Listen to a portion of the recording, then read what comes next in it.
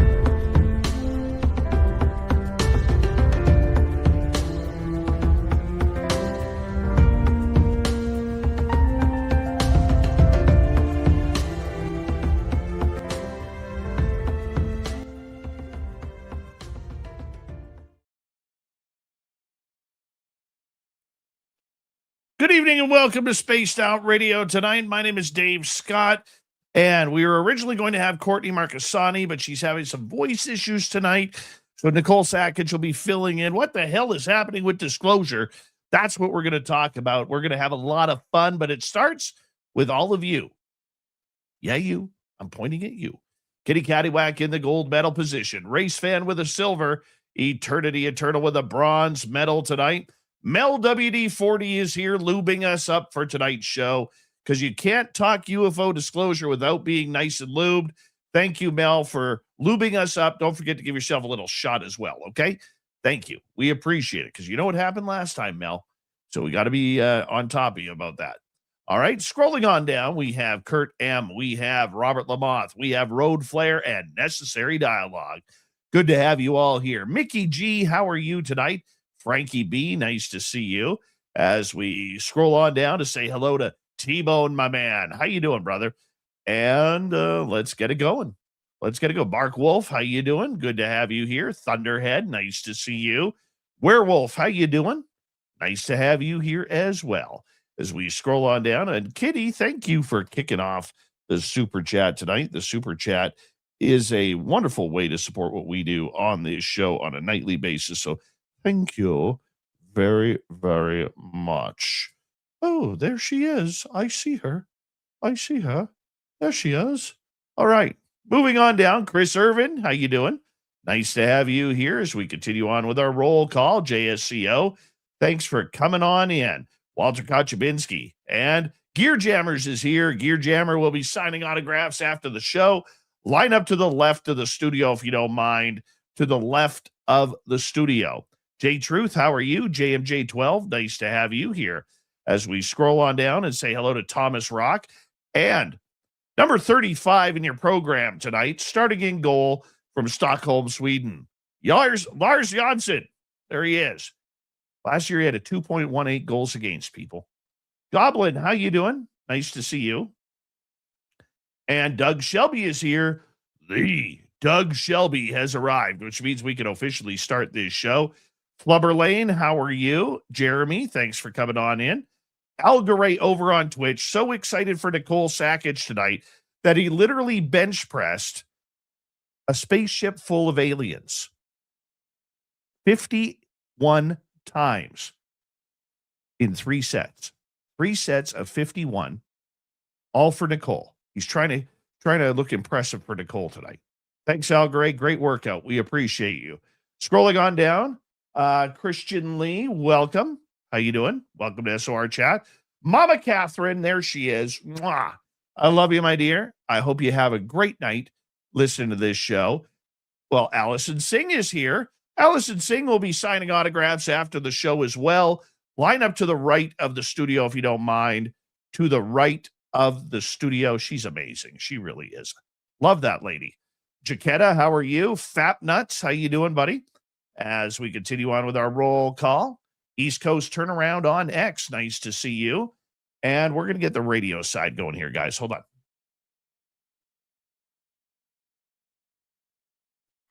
Hello and welcome to the radio and podcast side of Spaced Out Radio tonight. My name is Dave Scott.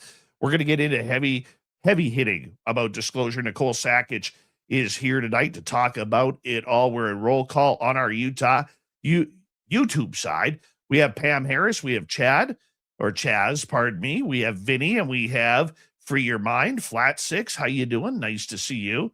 We are running out of time. So Dave is speeding on up because we want to get as many as we can in here before we got to launch. John Jackson, how are you?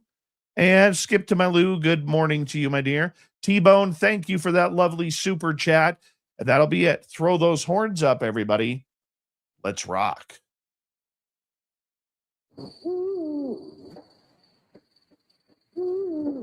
Are you ready to hear your mystic voice of the night? It's time to wake up. He's here. Be quiet. He's ready for you to listen. Let's point our ears towards the little cabin knows. We're together, my friends.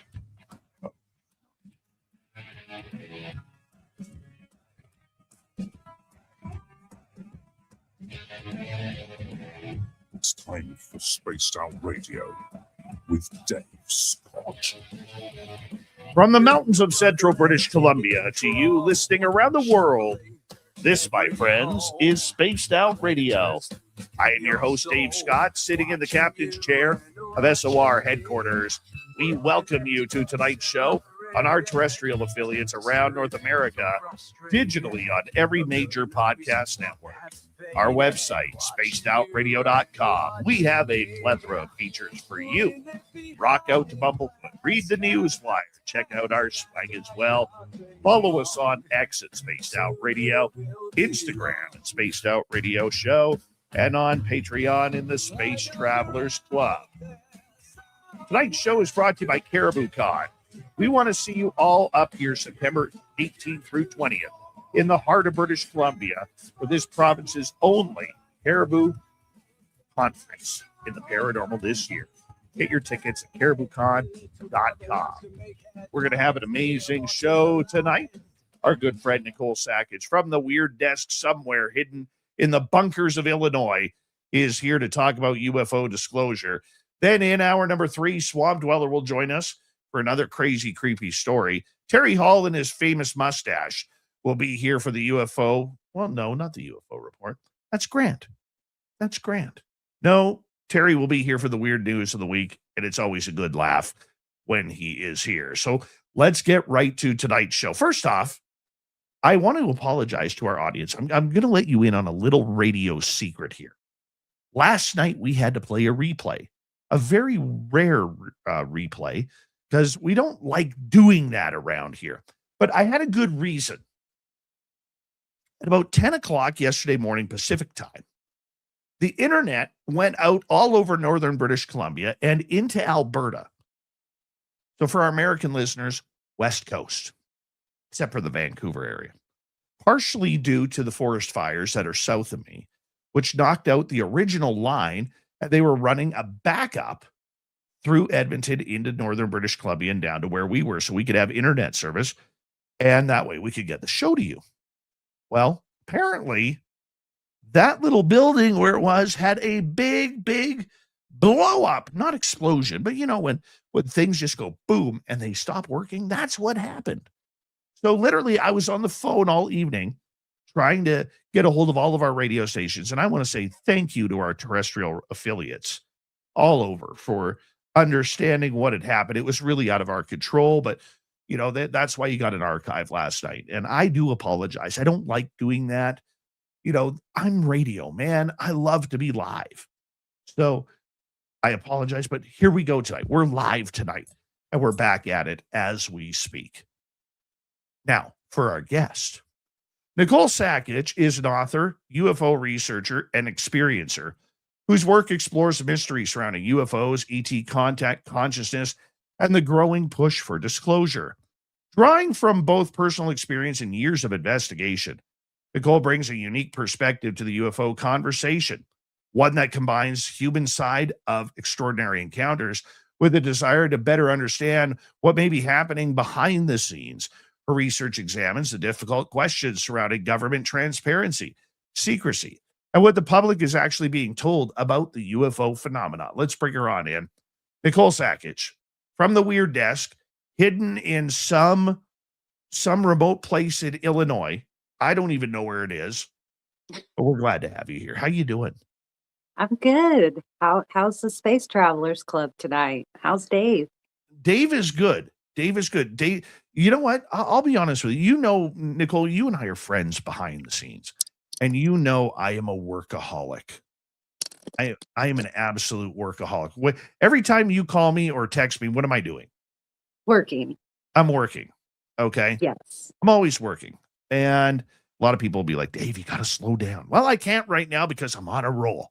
I'm on a roll, man. And I felt so guilty about last night that the internet was down. Our internet provider didn't get back on until about 9:15, somewhere between 9:02 and 9:15 Pacific. And by then, it's too late. It's too late to get things going, right? And so I decided to take a night off, and I went outside at about 1 o'clock in the morning because I'm so used to being up late. I went outside, and it was the first time in a month that I was able to see the stars all around me. There was no forest fire smoke. There was no clouds. The Milky Way was looking like it was like right over top of my house.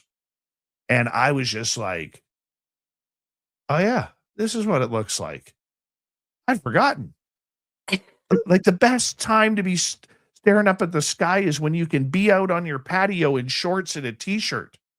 And I've missed a month of that in 2026. I've been waiting for that. And you know what? One satellite, but I did get to see 4 shooting stars. I did get to see those. So I'm pretty happy about that. That's what I was going to ask you. Did you catch the meteor shower? I think tonight is actually the full force of it. And how about the eclipse? Did you catch the weird eclipse? I never catch the eclipses, man. I never get a good eclipse in. The odd time I do. You know, it's like meteors or comets. I very rarely get them. Okay. But yes, we are in the start of the Perseid meteor shower right now. And I encourage everybody, while you're listening to this show, if you're listening in on your phone, okay, do yourself a favor. Go outside if it's clear, grab a lawn chair, okay, at a nice, I don't know, whether if it's warm, maybe grab a nice water or an iced tea, or if it's a little cooler, maybe grab some hot chocolate and just go stare up at the sky and watch the meteor shower happen. That's what it's all about. You know, I think it's pronounced Lyriad. The Lyriad meteor shower is in October, yearly. And I think it inadvertently got me UFO sky watching when I was 13 or 14 years old. Me and all my kids and friends from the neighborhood, we would always make a big deal about being able to go out after dark and watch it in our yards.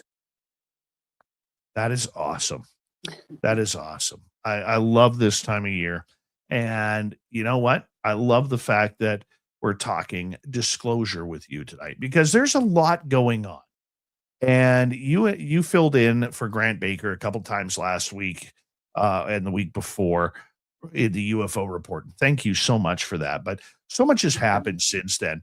Robert Bigelow has put out his second podcast with George Knapp. Tranche number 5 came out, which was the same video edited,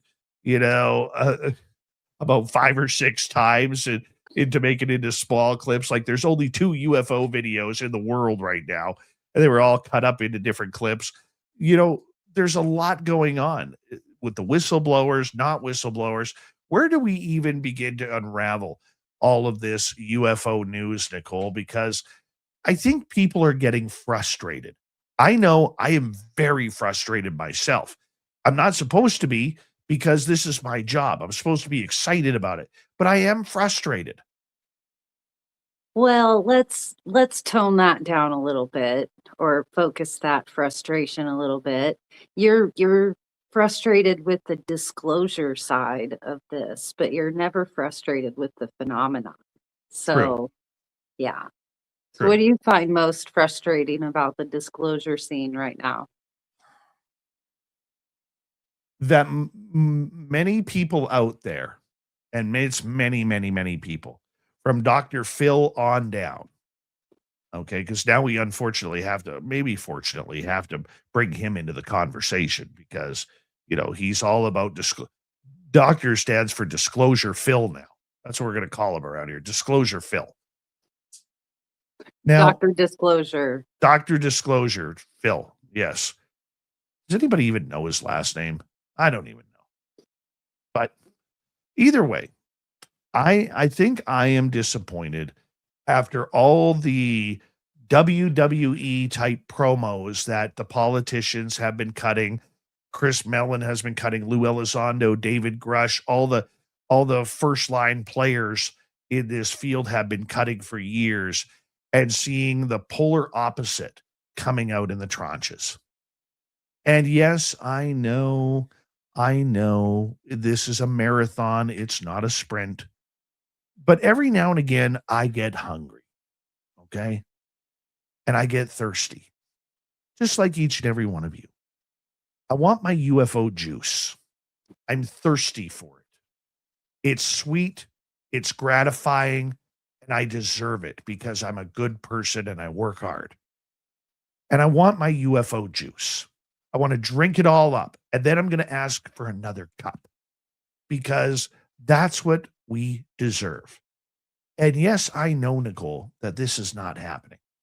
I know they could talk a big game that it's coming. It's coming. You know what? We were told for years as kids Santa Claus was coming. Guess what? He never came. Now, don't tell my children that because they still believe. All right. Well, it seems that, let's sort of start at the beginning. Coming out of the gate, we were like first gear, second gear, we're in the third gear making this push. And then we were being told to buckle up, like we were going so fast, we're out of control. Make sure you got those seatbelts on. Every bit of information was hyped so much. We're told to buckle up. I heard a funny today that, Ross Coulter is dropping so many bombshells that he has enough to level a city, yet all the buildings remain. So I think we're sick of these buzzwords, that keep telling us we're getting something big, something big. And so I can't really tell if it's the overhype of the media trying to be a big enough voice that they get outside attention, because I think the community at large is just so sick of this being the big news or the big something of the day, and then it's nothing. And then what is big news is this behind the scenes soap opera within leadership, of either leadership squabbling with each other or their supporters fighting amongst themselves on their behalf. So I think that's what's frustrating for the community at large to see, when we want big news out of the tranches, and then our big explosive news in the community is infighting and mudslinging. So I don't know. I think anybody who's looked at this disclosure situation for longer than the current one, going back to disclosure movement round one in the early 2000s. I don't know. Are we proud of what we're seeing with this disclosure activism? Because I know so many people just aren't. They're disappointed. Like, why why is leadership behaving the way they're behaving? And then if they are behaving well, like we brought up Dr. Phil and his recent UFO enthusiasm. And I did enjoy the interview. He brought on Dr.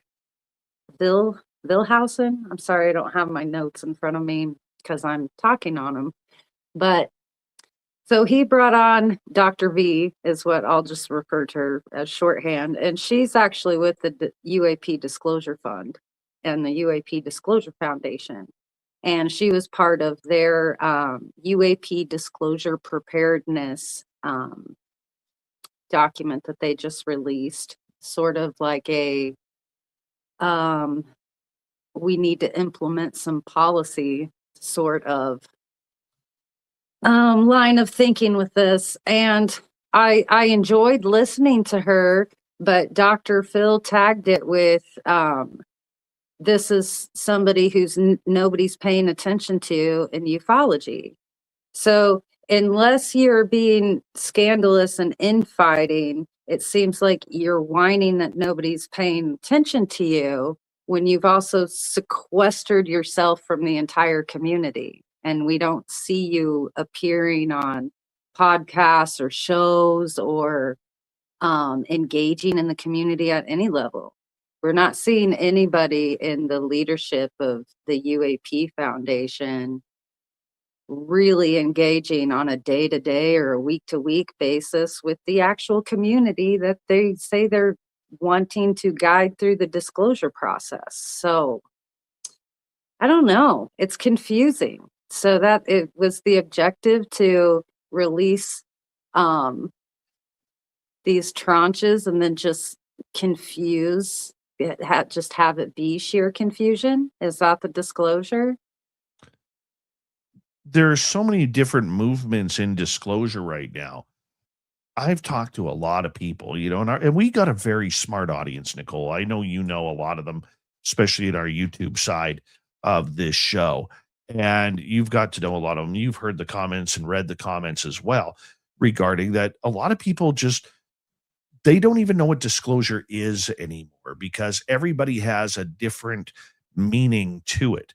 Mine is different than yours, which is different than the government's, which is different from somebody else's. And it's getting very difficult to try and manage it all, you know. And I think back every time I say that, manage it all, it reminds me of Grant Cameron, your idol and my idol, Grant Cameron's Managing Magic book series, where he talks about the games and the shell games that are being played on this. And I often wonder, are we seeing this shell game being played out in process? Or what are we trying to look for disclosure? What is it, in your opinion? Well, I think throughout Managing Magic, Grant sort of expresses these various themes. It's like a game within the government of how to manage the cover-up side. And then it's also the game within the government of how to squeak things out to the public, that interfaction. Some always agree that yes, disclosure should happen, others don't. And so we form a back and forth there. But then the other side of that Managing Magic is that this is being driven by the phenomenon and how the UFO community interacts with it and engages with it. And then in turn, how we are pushing this narrative on the government as well to expose as much as we can through a transparency effort. And that's what you're saying. Like, Grant and I have laughed so many times and so hard that this disclosure movement went along with transparency in the beginning. It was a push for that government transparency. Well, here we're allegedly getting some transparency, but it's more confusing than ever before because they haven't given us, like even with the data releases and the 5 tranches now, it's lacking in so much that it's virtually useless without the metadata to go along with it. So I know great researchers are also doing their best with what they got. But that's what we were told with the releases. Release them, they'll figure it out themselves. Until it comes to that actual announcement, they're trying to micromanage that and get us prepared for the fallout of it, the possible fallout, if it even happens. So they're thinking forward to that, to where they want to start mentally preparing us through Dr. Phil or normalizing these conversations. But that's, to me, it's putting all these eggs in a basket. And Putting those yeah, eggs in the basket. It's easy for us as sideline. Okay, I go ahead. should say it's like guessing how many eggs you'll put in your basket. It's always 12. Always 12. You need to have some chickens, Dave. It's never 12. I have had chickens before. The problem is they ended up on my plate. That's Terrible. as it should be. But it's frustrating because it's like, I don't know. I feel like they're jumping the gun a little bit. We keep having this. I mean, how many experiencers do you think you know, Dave? Just off the top of your head. Personally, Mhm. never mind. I mean, I've interviewed probably 1,600 people. Yeah. If that I And know personally, probably 100. and out of all of those dozens and dozens and dozens of people, how many do you think, even after all their years of encounters, if it's been repetitive, or even somebody who's only had one encounter, one or multiple, out of all of those people, how many of those people do you think have? I mean, we all admit to that ontological shock and sorting through it, but how many people have you met that you think haven't gained some sort of mental stability through their encounter? Like they haven't lost their marbles with all of it, but yet we're being told that if we get told this on a mass scale, the confirmation, like, I don't know, apparently half the world's going to lose their brain. So, I believe that. and I do see, believe I it. don't. I think people are underestimating people in these categories, and like I mean, the data sets they're working with on taking those polls were from the 50s and 60s. And then even the newest ones, and those were actually some government, you know, or surveys done through places like the Rand Corporation, where it's like we sort of trust them with the type of surveys that they do. And these latest ones that we're hearing the leadership talk about, they're evidently they're polling the population, but it's not through any official government polling statistics on our society, something that would be official. They're pretty much outsourcing these. So We have about 30 seconds to go before we have to go to break. Nicole Sakach is our guest tonight on Spaced Out Radio. The big question that we're going to get into in the next half hour is disclosure a farce? Is it something that we should be just saying, okay, you guys go roll your heads when you bring out the real aliens instead of these BS UAPs? Can we finally get to it? But until then, stop. Just stop. As you know, many people will just say enough is enough until you bring the real goods. Many people have said that. Who they are, I don't know, but many people have. Nicole Sakach on Spaced Out Radio tonight. We are talking disclosure. Is it a bunch of malarkey, or is there actually something to it? We find out next.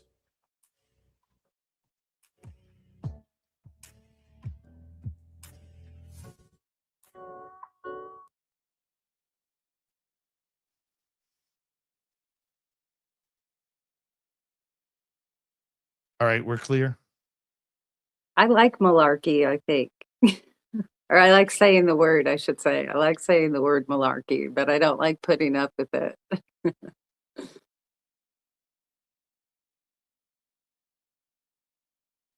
Malarkey is a great word. It is not used enough. I think all of us could benefit from expanding our vocabulary. I think that's something important. Is it malarkey?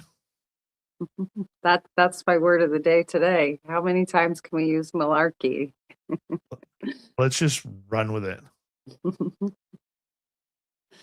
Well, to me, here in the middle of nowhere, Illinois, and I tell you, I've reached that age where I'm like the nosy person. I'm like, what's going on? Something's going on across the street. What are all the neighbors talking about? Who's driving through my cemetery? And with that comes this get off my lawn a little bit, when you're and so I think malarkey could be used in that sense. Like, I'm dealing with some malarkey over here. It's those kids Malarkey. again. Yep. Shake your fist at him. Bad cop, no donuts. How you doing? Honest content. How are you? I don't shake my fist at them. I shine a flashlight here so they can't see my face. And I'm usually like, what are you doing? They're like, ah. Now they're usually like, holy crap. And then they run. You know what it's like. You remember being a teenager and thinking cemeteries were spooky. And so a bunch of kids go to the cemetery and try to scare themselves. Like, My parents ruled me with an iron fist. So I didn't get to play in the cemetery like all the other ghouls and goblins. it's not like you were running around with a cell phone where your parents could GPS track you. Like, come on. What? What was young Dave like? Were you a good high schooler? Were you a bad high schooler? Like a bad boy rebel? Were you in the sports other than hockey? I kept to myself a lot. I really did. I got bullied a lot because of my last name, my real last name. I got my parents, in the early 80s, the mid 80s, I don't know if it was like that down there, but my parents and all their friends, the popular thing up here at that time was move every couple of years. Let's just move. Let's just move. I went to like 6 different elementary schools in 7 years. And then grade 7, I went to a different school. I knew a lot of people there, but I really didn't make a lot of friends. And then all of a sudden, boom, there's high school. And like grade 6, I was a straight A student. Grade 7, after moving again and away from all my friends, I just didn't give a shit anymore. And I kind of sloughed my way through high school. We moved a few times, but we always stayed. But I always stayed in the same school system. So I Yeah. never had to change friend groups, but I can Yeah, you imagine were how lucky. rough that would be. That it was horrible. It was absolutely horrible. Yeah. And add to the fact that I was a straight nosed kid, and yet my mother thought I was an alcoholic because somebody saw somebody looking like me walking down the road every weekend as a teenager drunk, and they reported that to my mom. And in the meantime, I'm at home sleeping because my parents ruled me with an iron fist. Oh yeah, dude. Oh yeah. So it was a It- it was a pain in the ass, and I never educationally recovered. no. No, no. So Wish can I ask if when you started having experiences with the phenomenon, do you believe you were an adult, or do you think it goes back to your childhood? I don't know. I think it started when I was an adult. Yeah. Yeah. Thank you to Brad. Thank you to T-Bone. Thank you to Kitty for the amazing super chats. It helps what we do each and every week. If you haven't already, give us a thumbs up, and it helps with our YouTube algorithms. If you're listening on the podcast side, hit follow, hit subscribe, give us a like. It all helps. Here we go.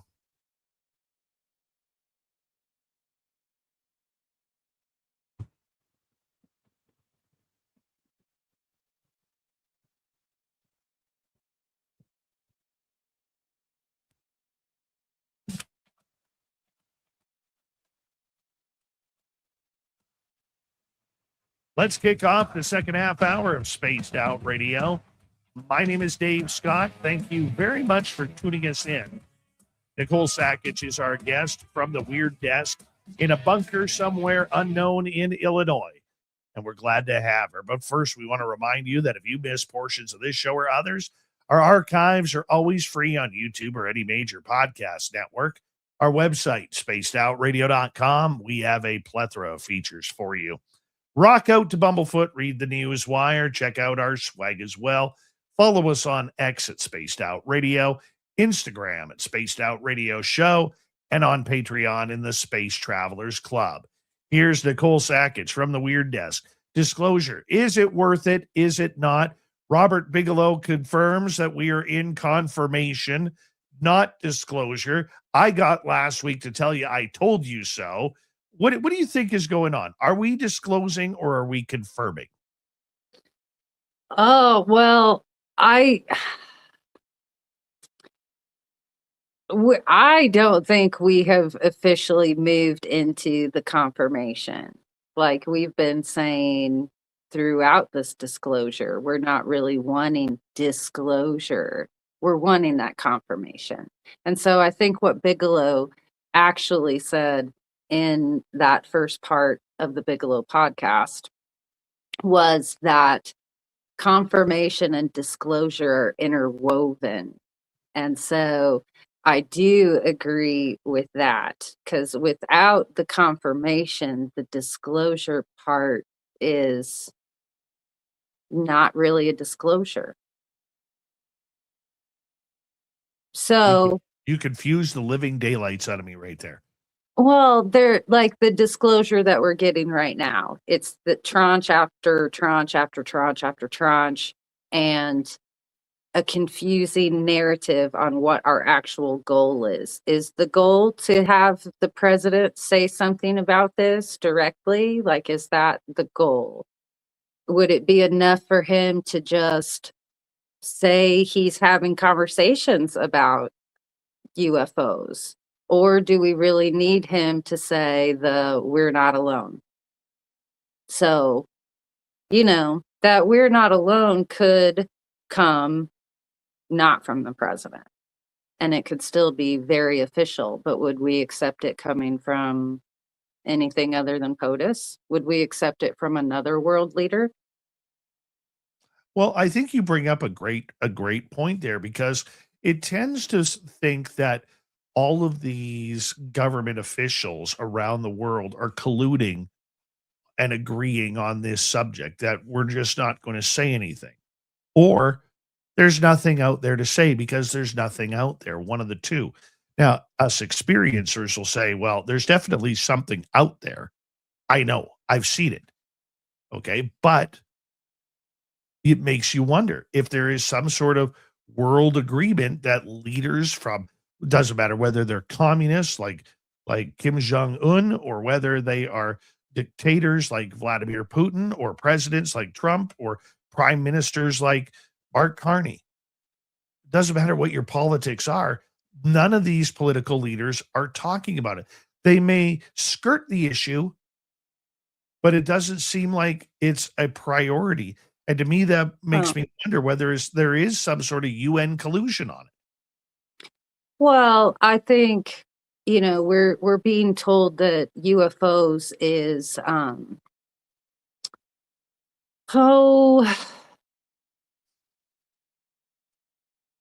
right up there with our nuclear technology. It's that big of national security. But on the other side of that same coin, discovering life elsewhere in our galaxy, seems to be a part of the priority of why we're exploring space, to find out about ourselves and to see how far we can go and what else is out there. So I know any country that has space endeavors, they would love to be the one to announce that we've found life elsewhere, right? I mean, whoever has interest in Mars or even on the moon or telescopes looking further into our galaxy, they're trying to answer those questions. And they would love to announce that.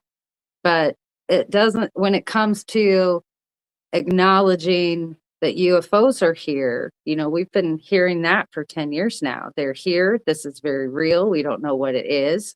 But none of the governments seem to want to take that leap of saying what we're seeing is extraterrestrial or not of this earth, however they want to put it, which I think has a lot of details that people lack consideration for.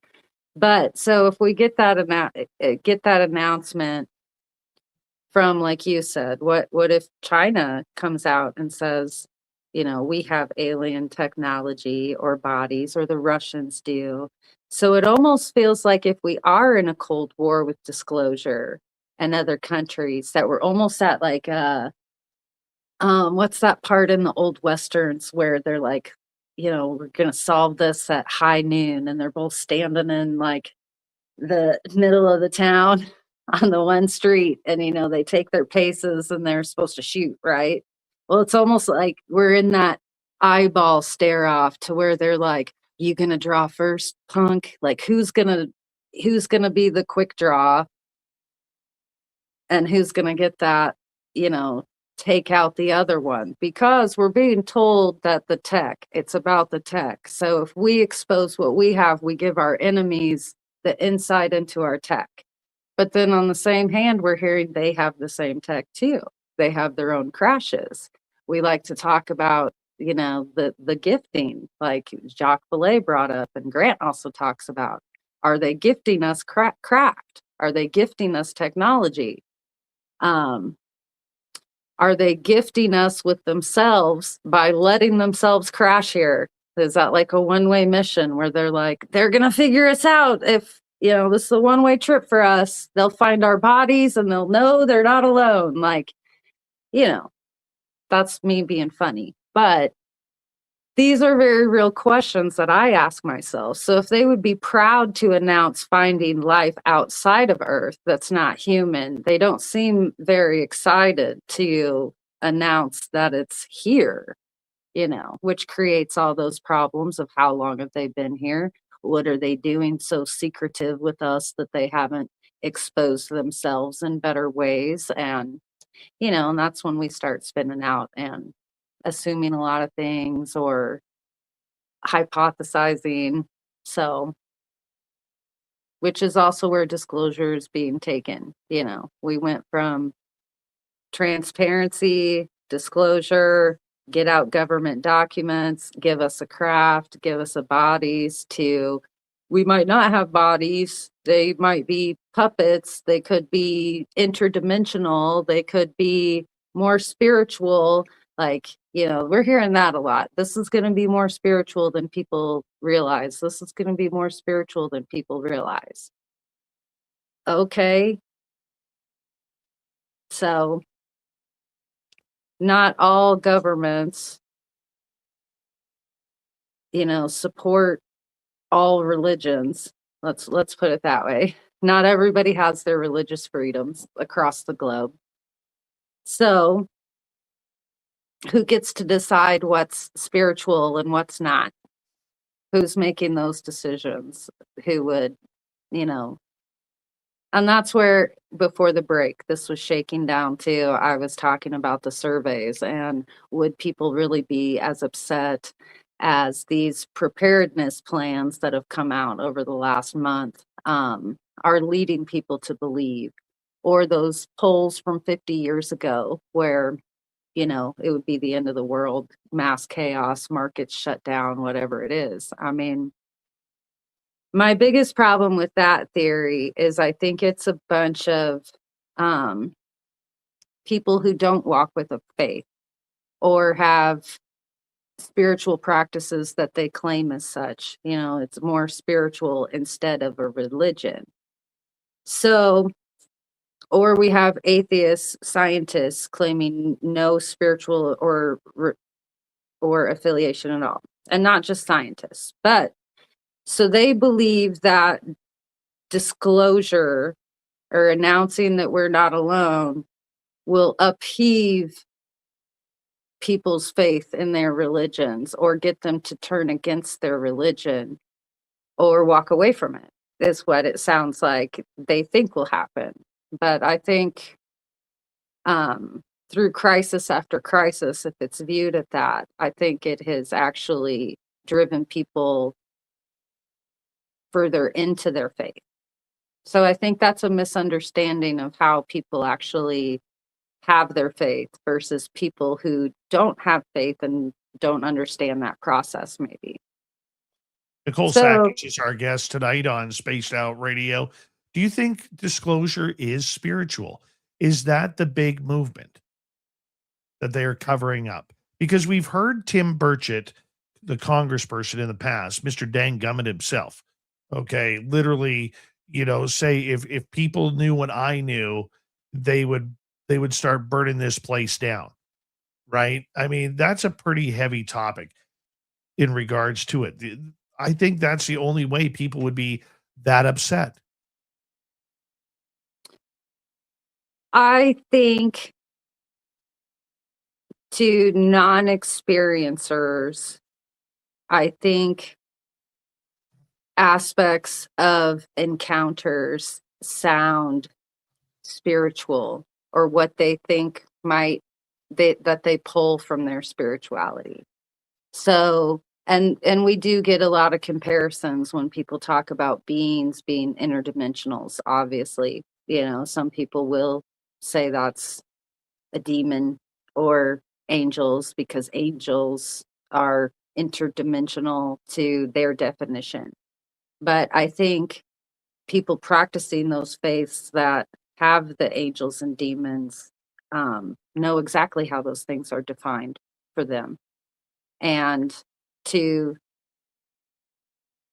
reinterpret their theology and say that it's wrong, and that angel or demon is actually something, that angel or demon is actually an alien, or the people that speak to Jesus obviously being an alien. If he were real, he were obviously an alien. Like that sort of talk is so offensive. It honestly is. It goes beyond the ancient alien asking the question of could things be. It's not a could if you're telling people their angel is an alien, or vice versa. If you are thinking you're having an alien encounter, then I think you are best suited to say what your encounter actually is.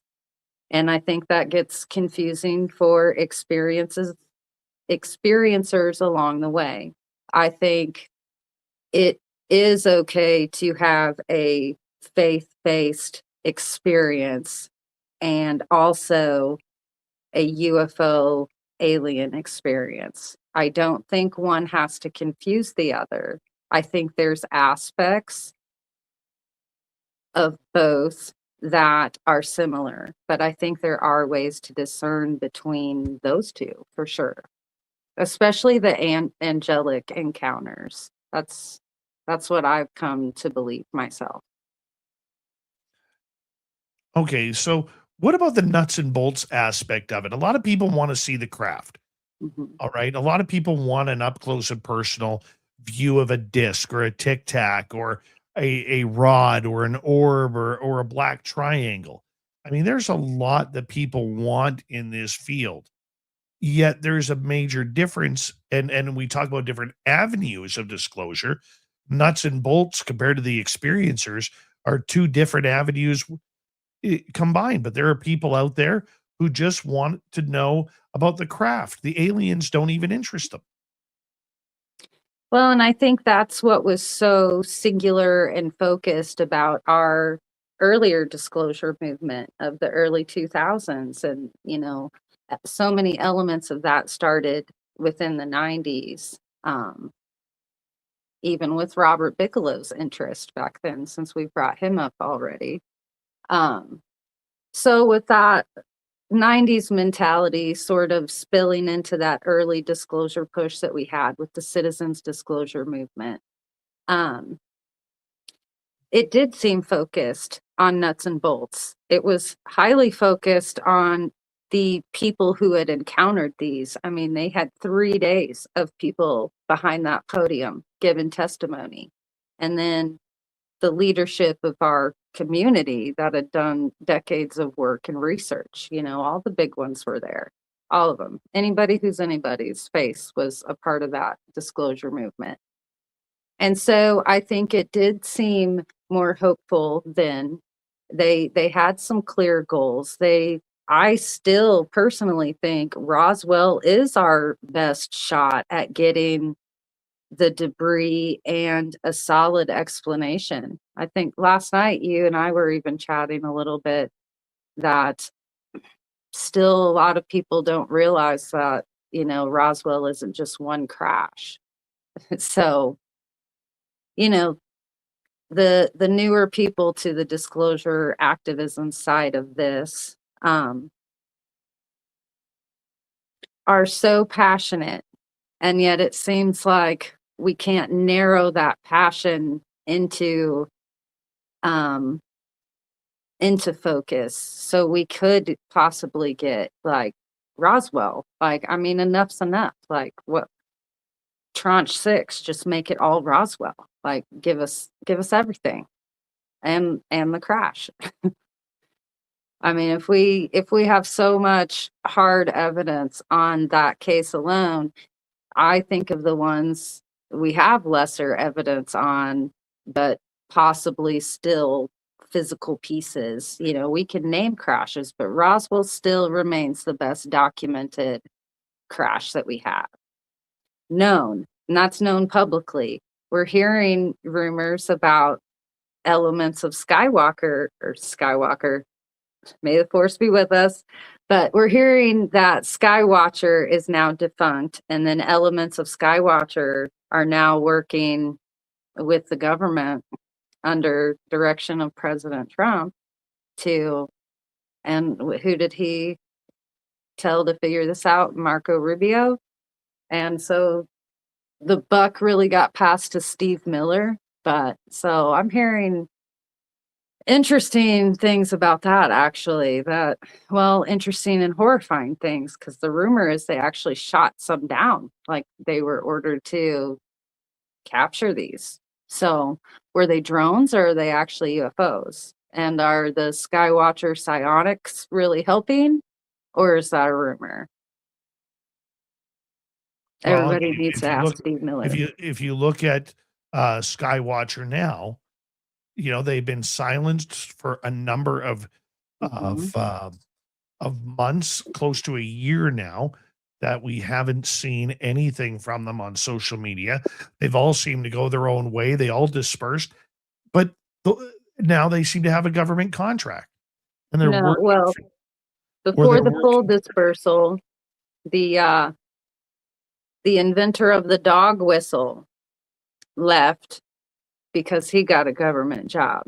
And it sounds like maybe he was the first one, and he got to pull in all his buddies because he was the one that had the toy, the invention. I call it a toy because I don't like it being called a dog whistle. And I think the cranky side I have with this is not that they're actually trying to make contact with this craft or these crafts, if they can, but if they're actually luring or calling them in to actually shoot them down, I don't know. Like, that's like a bait and switch to me. I don't want to lure them here to attack them. I would like to have that conversation, which leads us back to what Robert Bigelow is saying.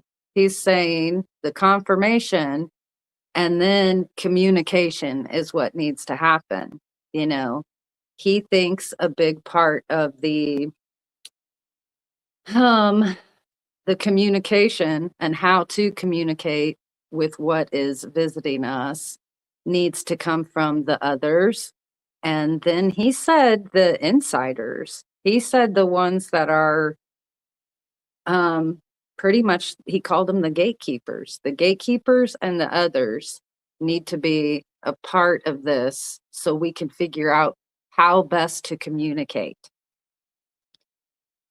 which I found very interesting because I think Bigelow chooses his words very, very carefully. I think he always has. In these interviews, it's clear he's sitting there like a good person has their notes on what they want to talk about. Or I noticed in his second part, he had books. The books that he was referencing, he had his Post-its in his books so he could go to the pages. I'm like, he does it like I do. That's good on Robert Bigelow. So I think he's very old school in his approach with a lot of this. He comes prepared to say what he means, just like he was speaking to the president and informing the president. But I remember years ago when he sort of stepped out of the spotlight and he sold Skinwalker Ranch and he started the Bigelow Institute for Conscious Studies, BICS. And what made the news was he was going to give out that scholarship to whoever wrote the best essay on, I think it was life after death or near-death experiences. I can't quite remember. But when he was giving interviews about starting the Consciousness Studies Institute, people were trying to ask him or get him to answer questions about Skinwalker Ranch, like why did he sell it? What did he learn from it? When are we going to get, the reports from OSAP, those sort of things, or NIDS, like what did the NIDS people do out there? So he's never been very forthcoming with all of that information, but one thing he talked about back then was what he learned from Skinwalker Ranch was communication with the phenomenon. It seemed to speak back to you or to have that dialogue, that back and forth. And he said what he learned is that we need better and better ways of learning how to communicate with the phenomenon. So I think that's very interesting. And here he's echoing that again, that if we disclose, I took it to believe that he thought that would be an invitation for the others to actually join in the conversation and confirm along with the disclosure and our insiders. It sounds like these gatekeepers, he truly thinks the gatekeepers, hold the keys to that gate, I guess. So, we have to get them to change their mind to think that disclosure is good if they're gatekeeping it. And that's where I think he spoke to amnesty, like this true amnesty. Let me ask you this with a minute to go. Who are the gatekeepers? Oh, well, we hear that, from different heads of this disclosure hydra, right? I mean, out of different self-proclaimed leadership, we hear that the gatekeepers are different people. So naturally, I think we think those gatekeepers are the people that are trying to stop disclosure or not giving people access to special access programs. They must be gatekeeping something. Right. But the way Bigelow described the gatekeepers is that they're on the front lines of that national security. That's the world they come from. So it's not maybe that they personally wouldn't want disclosure, but those people are hardcore. They Nicole, I'm going to get you take to their hold on secrets right to the grave. I'm going to get you to hold on right there because we are going to go to break here at the top of the hour. Disclosure, are you buying it? Are you not? Are you done with it? There's a long road ahead, and it's going to continue this conversation next. This is Spaced Out Radio with host Dave Scott.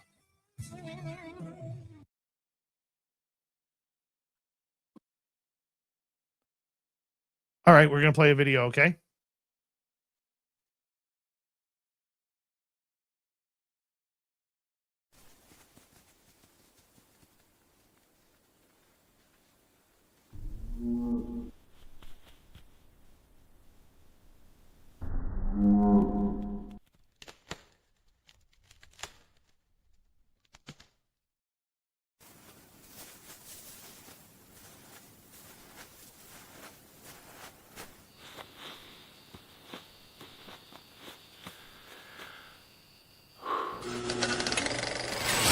Our merch is Bigfoot approved. We have t-shirts, we have mugs, we have hoodies, we have socks, we have hats, we have stickers, and so much more. Whatever you're looking for, we have you covered. Why just be a fan of the paranormal when you can buy Spaced Out Radio merch and look the part? Our merch ain't ugly, folks. Check out the Spaced Out Radio store. Find the link in the description below.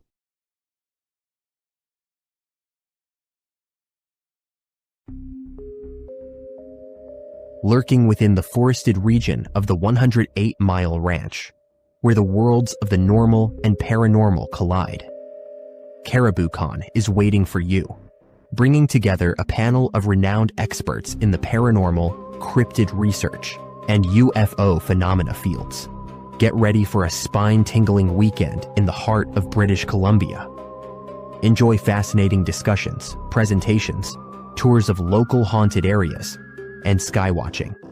Learn from investigators, authors, and enthusiasts who explore everything from ghost hunting techniques to sightings of Sasquatch and beyond. Whether you're a seasoned paranormal researcher or just love a good spooky story, this is your chance to connect with fellow enthusiasts in one of BC's most mysterious areas. Tickets are on sale now. Grab yours before they're gone. Visit cariboucon.com for details, tickets, and updates. Are you ready to dive into the weird and wonderful world of cryptids, cartoons, and chaos?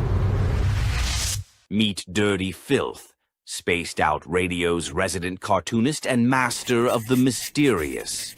Every Saturday at 2 p.m. Pacific, join him live on the Spaced Out Radio YouTube channel for Cryptid Cartoons with Dirty Filth, a hilarious hour where he sketches bizarre beasts, shares mind-bending stories, and battles his mischievous cats.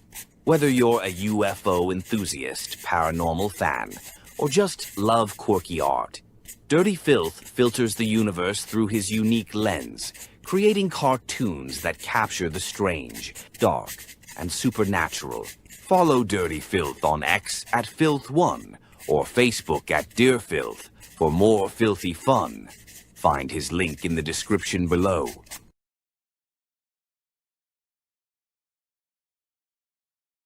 Spaced Out Radio wants to hear from you. We love our community, and your voice truly matters. Drop a comment after every show and let us know what you thought. Agree with our guests? Tell us why. Disagree? We want to hear that too. We read every single comment. Jump into the live chat during the broadcast and be part of the conversation in real time. Got a killer topic idea? Your suggestions help shape the show. And if you want to take it even further, join our Patreon for bonus content and direct feedback opportunities with Dave and the team.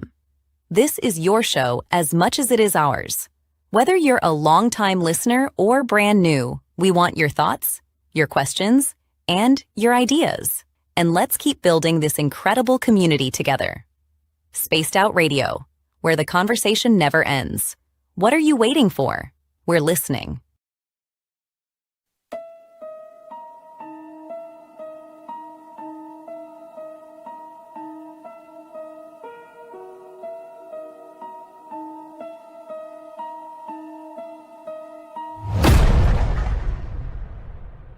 With 5 explorable Gold Rush-era buildings said to be home to spirits of a time forgotten, the 108-mile heritage site in the heart of BC's Caribou region, offers a unique opportunity for thrill seekers and history buffs. For an evening of historical fun, step into our guided ghost tours, where spine-chilling stories of gold rush legends and unexplained encounters come alive. For those craving even more, inquire with us about conducting a hands-on paranormal investigation of your own. And if you're truly brave, book our haunted sleepovers. Spend the night at our B&B inside the McNeil House to truly experience this historical landmark and its ghostly secrets firsthand. For booking or inquiries, go to haunted108.com.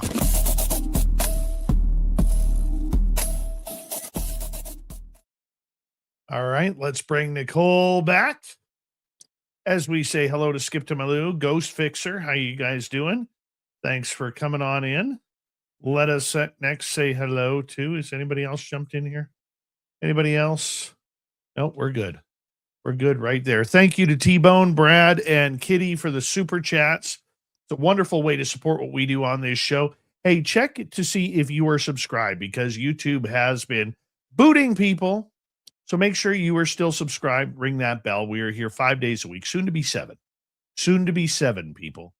And we are coming back in 5 seconds now.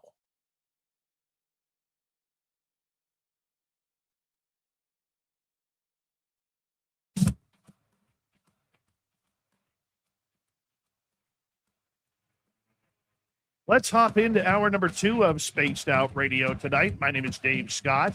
Thank you very much for tuning us on in wherever you are on this beautiful planet we call Earth. We're talking disclosure with Nicole Sakach. We're going to bring her back in momentarily. But first, we want to say hello to all of you listening in on our terrestrial affiliates around North America, digitally on every major podcast network. Our website, spacedoutradio.com. We have a plethora of features for you. Rock out to Bumblefoot, read the Newswire, check out our swag as well. Follow us on X at Spaced Out Radio, Instagram at Spaced Out Radio Show, and on Patreon in the Space Travelers Club. The Desert Clam has set the password for tonight in the SOR Space Travelers Club. Yoiks! Yoiks is your password. Use it wisely, Space Travelers, as the Clam sets the password each and every night right here on Spaced Out Radio. Let's bring in Nicole Sakach. We are talking disclosure tonight.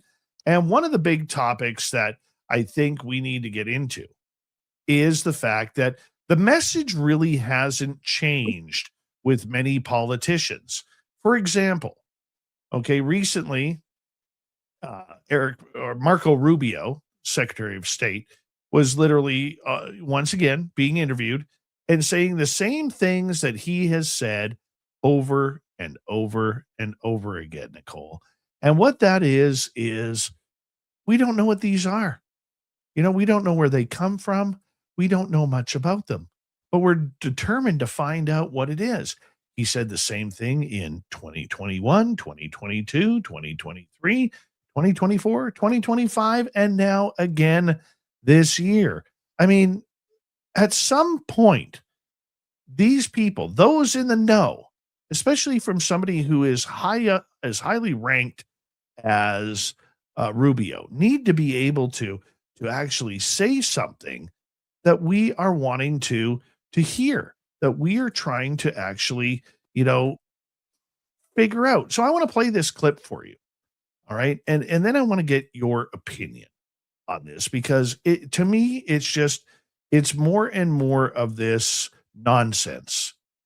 And it had two benefits. The first is that obviously it's a legitimate topic. And the second is whatever the news of the day was, it was controversial. And a reporter comes up to you and you say to them, look, I don't have time for these questions about politics. Do you realize there's things flying over airspace? We don't know what they are. And the reporter's like, oh, what do you know? Tell me more. So it was extraordinarily effective as a diversionary tactic in addition to. Now, that said, it's also a very legitimate topic that we should be covering.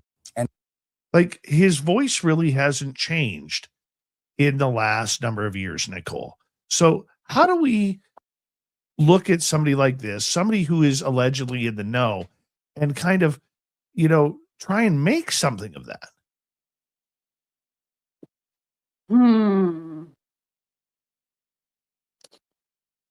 What was the question specifically that he was asked with that? That was a part of a longer, and he did echo some things that he had said in the past, that this was serious, that these incursions were happening, that we didn't know what they were, that at least who had informed him, which we had heard over, time and time again, that this was believed to be not ours and not our adversaries. So that in and of itself was scary to think, somebody had jumped ahead of us technologically and we didn't know about it.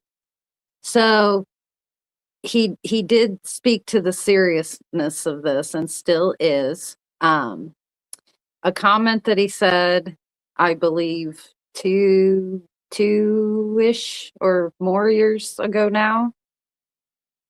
I can't remember exactly off the top of my head, but he said similar things, but then he also followed that up with, we need to take this seriously because, these are high-ranking people within our military. They're trusted. They're trusted with our technology. They're trusted as, leaders in what they're doing. And we need to listen to them because he said they're either credible, or to summarize, he said they're either very credible or very crazy. So nobody wanted to hear that crazy part, that people for decades may be getting fooled by our own government or military within the government and military. That compartmentalized hazing, I think, is one way that Arrow put it, that the Air Force was using UFOs as like a hazing, like a joke. And we have heard this several times, throughout ufology history, that people are sometimes read in with disinformation in case information is leaked. They can sort of pinpoint it, or they play other games within that to see maybe who has loyalty or who is going to think that they really walked past a hangar and saw a UFO. So let's play another one from Rubio here. I have long been on this UAP thing. And now, I've sort of surrendered that portfolio to someone else who well, who's very much in charge of the UAP issue. Again, it's not, what I say is, I don't know who it is, I don't know what it is, but there are things flying over our military installation and they're not ours, and we should look into this, be serious about it. And I did that for a long time in the Senate, and it had two benefits. The first is that obviously it's a legitimate topic, and the second is, whatever the news of the day was, it was controversial, and a reporter comes up to you and you say to them, look, I don't have time for these questions about politics. Do you realize there's things flying over airspace? We don't know what they are. And the reporter's like, oh, what do you know? Tell me more. So it was extraordinarily effective as a diversionary tactic in addition to. Now, that said, it's also a very legitimate topic that we should be covering. So I don't call it a conspiracy. I don't know the answer to any of it. I'm just, asking the questions about, we should know what's flying over our airspace. But I don't think that's a conspiracy theory as much as it is just, it can be in some sense because people do believe we're covering something up. And I assure you, like in this administration, if we knew, like the president would be all over, like there would be, prime time address. He would, he'd be showing the pictures and the videos, but, Stephen's on that case now, and I think he's doing a great job. I have long. There you go. So the effective distraction. So that's what I was like, into, not that it shouldn't be taken seriously, but he's admitted they've used it as a distraction. Okay. I don't often do the my sources say or my insider sources say. But I've had one of my sources who I've talked with him so many years now. I honestly, I consider him a friend. And people love it when I say his name because he is often accused at being one of these gatekeepers, the worst of the worst gatekeepers. And he's admitted several times that he has shut down UFO programs, various ones, multiple over the years. And people hear him say things like that. It's not just myself that he's spoken to, along these lines. It's whether or not people actually believe him, believe the access that other people claim that he actually has. So that's a weird caveat for me, because this source has said since the beginning of the websites. Remember when we thought it was going to be alien.gov? He told me then that whatever gets released was all to distract from the Epstein files and the never-ending failure of Iran, I think is how he actually put it. So I when I hear things like that echoed from other high-level people, like as high up as Rubio, then that definitely piques my interest and makes me think that there's some validity to that, because this has seemed like a distraction to an extent. Is this their, or the releasing of the tranches and giving us pursue? This feels like a tactic so they can tell us that they did something without really doing anything, because they're outsourcing it all. They're outsourcing it to us, the public, to figure out for ourselves, and then they're outsourcing it to a White House council of Avi Loeb and a governance board, and now the UAP Disclosure Foundation is calling us to have a UAP preparedness task force, and we already had Arrow formed. So I just feel like, is this all a distraction just to make us feel like they're giving us things that we want? But we're not asking for any of these things. It's not what we're asking for. So yeah, I don't know. I think that's a line to follow. I think people need to keep asking Marco Rubio these questions, because he does reiterate that this is still very serious and we need to pay attention to it and we need to figure it out. So, But to have the same message for the last 9 years since the To the Stars Academy came out. Okay. And then the government started taking this a little bit more seriously. But the same message over and over again that hasn't changed is exhausting. You're telling me in 8 years you haven't figured out a thing? Bull crap. Bull crap on it. I don't believe that for a second. And this is why I will reiterate, and I don't care if anybody agrees or disagrees with me. This is why I reiterate. The question isn't about UFOs. It's about covering up the UAP, the man-made objects, the man-made technology that they don't want to share to make your life easier or my life easier, that they don't want to share the technologies. And that is the cover-up. I don't think it's aliens or UFOs. I think it's human technology. that goes back to the post World War II mentality, and also to the Cold War mentality. If we admit to the captured tech, that we've recovered, and it's not from outer space, and it is from here, and it's adversarial. Well, if they know that we have it, that creates that national security.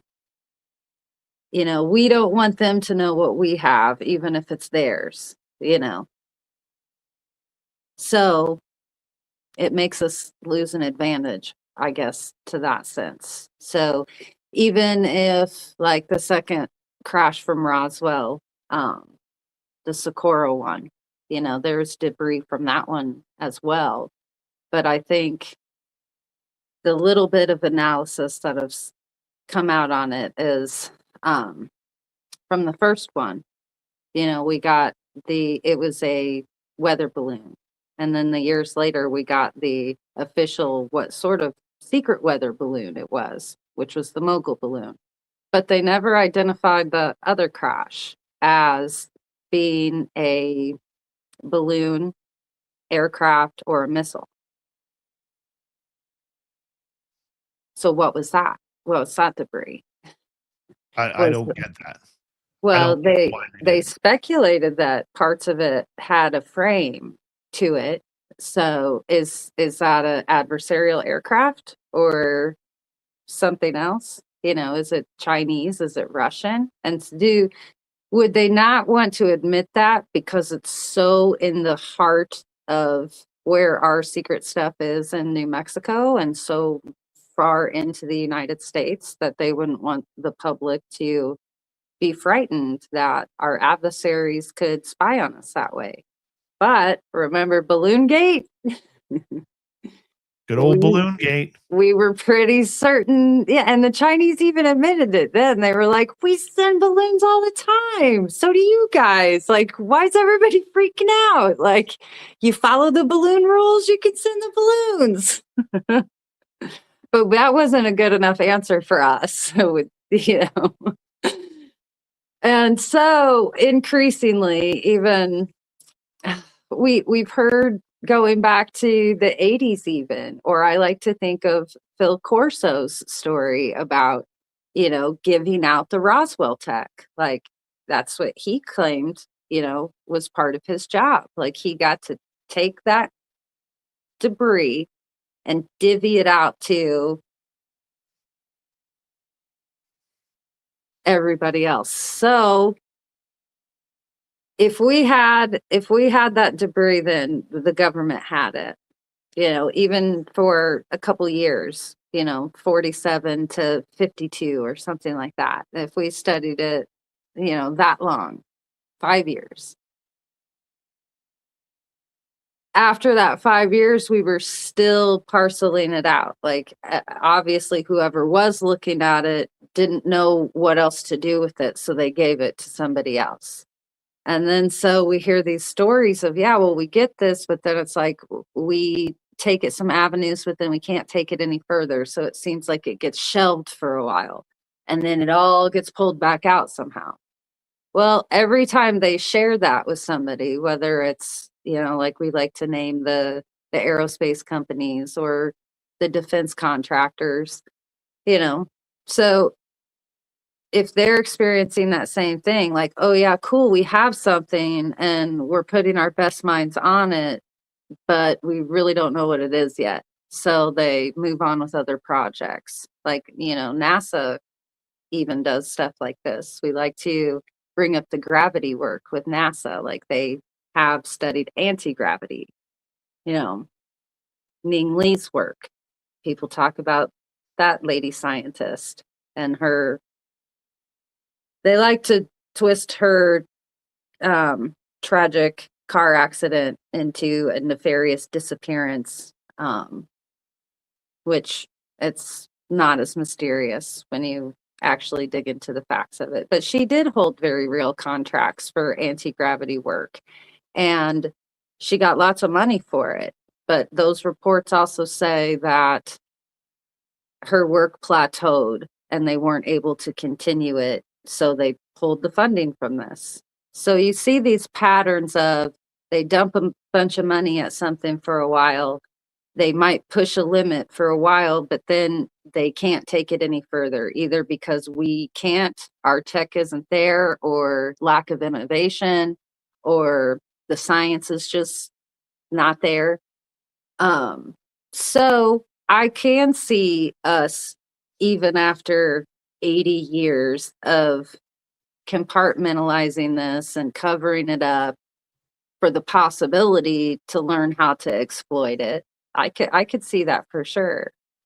And I think even Jim Lukatsky, who has talked briefly about, you know, running OSAP, about how they couldn't get into the craft. They couldn't get into the craft, and then they could get into the craft. Like I imagine him like having this psionics moment where it's like a panel just opened for him and he had access, but he hasn't given the details on how they access the craft or really much beyond that. So I think he would be somebody interesting to talk to. But that circles me back to our conversation about Robert Bigelow. Because here he was face to face briefing the president, 7 stacks of multiple copies of documents that he's presenting to the president. And George Knapp asked him, did you give him a OSAP? Or did you talk to him about Skinwalker Ranch, essentially? And Bigelow said no. He said, no, we didn't go there. I did not think that was worthy of his time. That said a lot to me right there. Bigelow's own Skinwalker Ranch and what they learned from OSAP was not important enough to take to the president in his hour and 20-minute long briefing. That wasn't important enough, but that's what we stack our current disclosure on, is OSAP and ATIP and all the whistleblowing that's come out since. That's actually a good point. That I never realized that one slipped right over my head with Bigelow. It slipped past a lot of people, Dave, but you know me, I got to watch stuff twice to make sure I followed it correctly, because I was honestly stunned by that. I didn't even bring it up in the Khaki Pant Mafia because I wanted to see if anybody else noticed that. And yep. So that was a little eye-opening to me. So that, and he could have, he said multiple times he was very selective about the importance of what he did speak to the president about. Even down to, he was like, I pretty much got 11 minutes to speak on each document that I showed him. 11 minutes times 7. So it's not that OSAP or Skinwalker Ranch isn't important, but maybe it wasn't important enough for that initial briefing.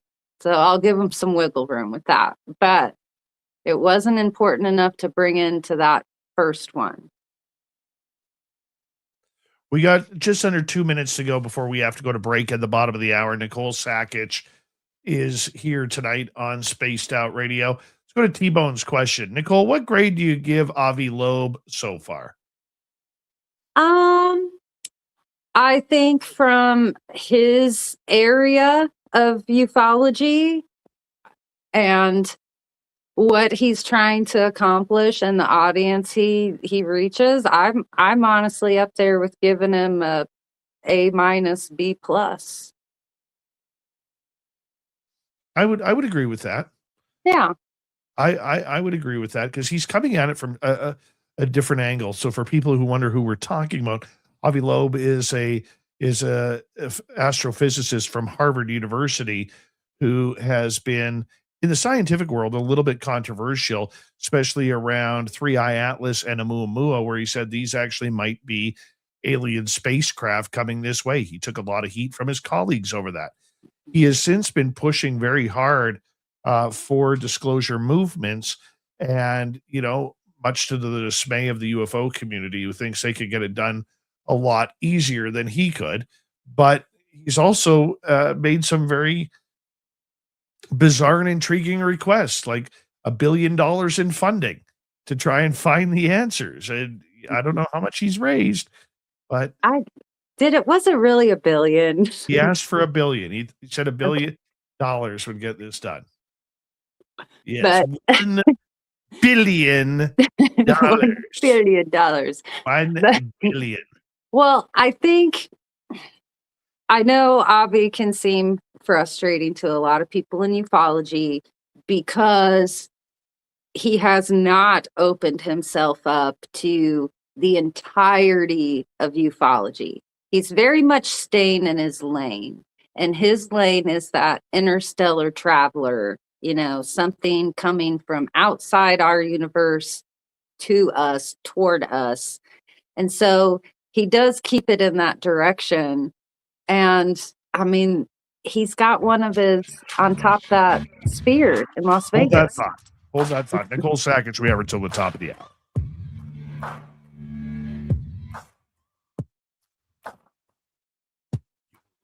Spaced Out Radio with your host, Dave Scott.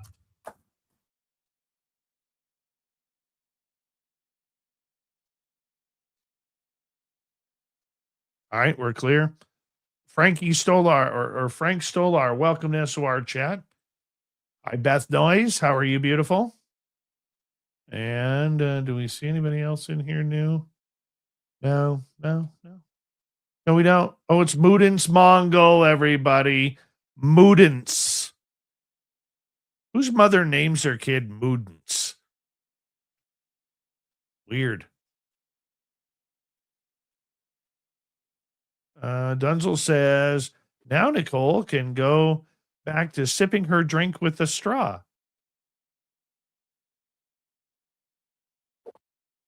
Moodance. I think he was talking about my vape pen from earlier. Paramarv, how are you?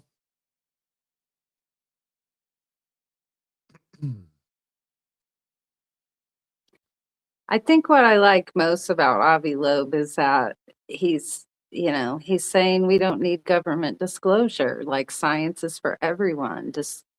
Discovery is for everyone. I bet you he's just terrible with a Lego set. He'd drive me nuts.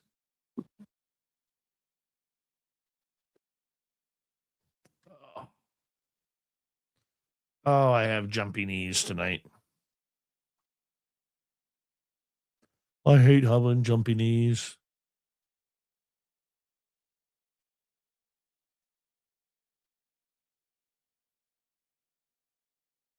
Bring back the plastic straw. Why can't people just use a metal straw if they're so worried about either the plastic or the wet? Is it because they don't want to stick the little thing in it and have to clean it so they're not gross and dirty? Is it just because people I are have lazy? Grant Baker, actually. Grant Baker.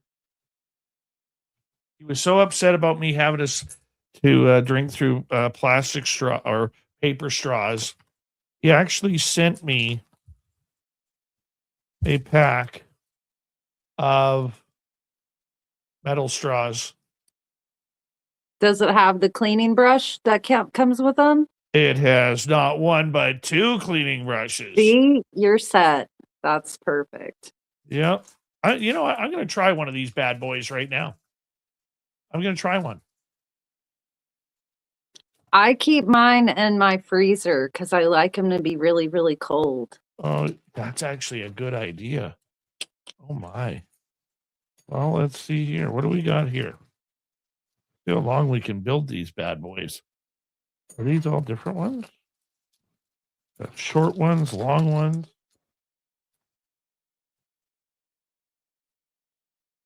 I don't know. Can you put these together?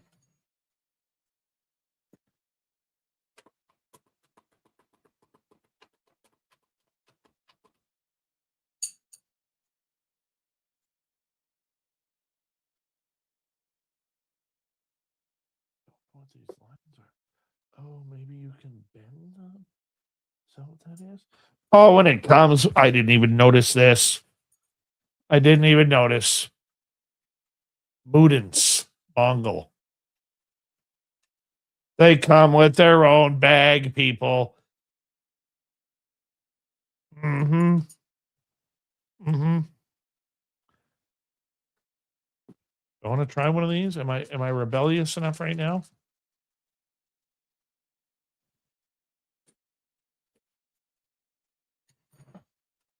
Hi, Mrs. Bone. Have you and T-Bone got your tickets for Caribou Con yet? If not, you should. Beth Noyes making a lot of noise saying, Dave, try the friggin' straw.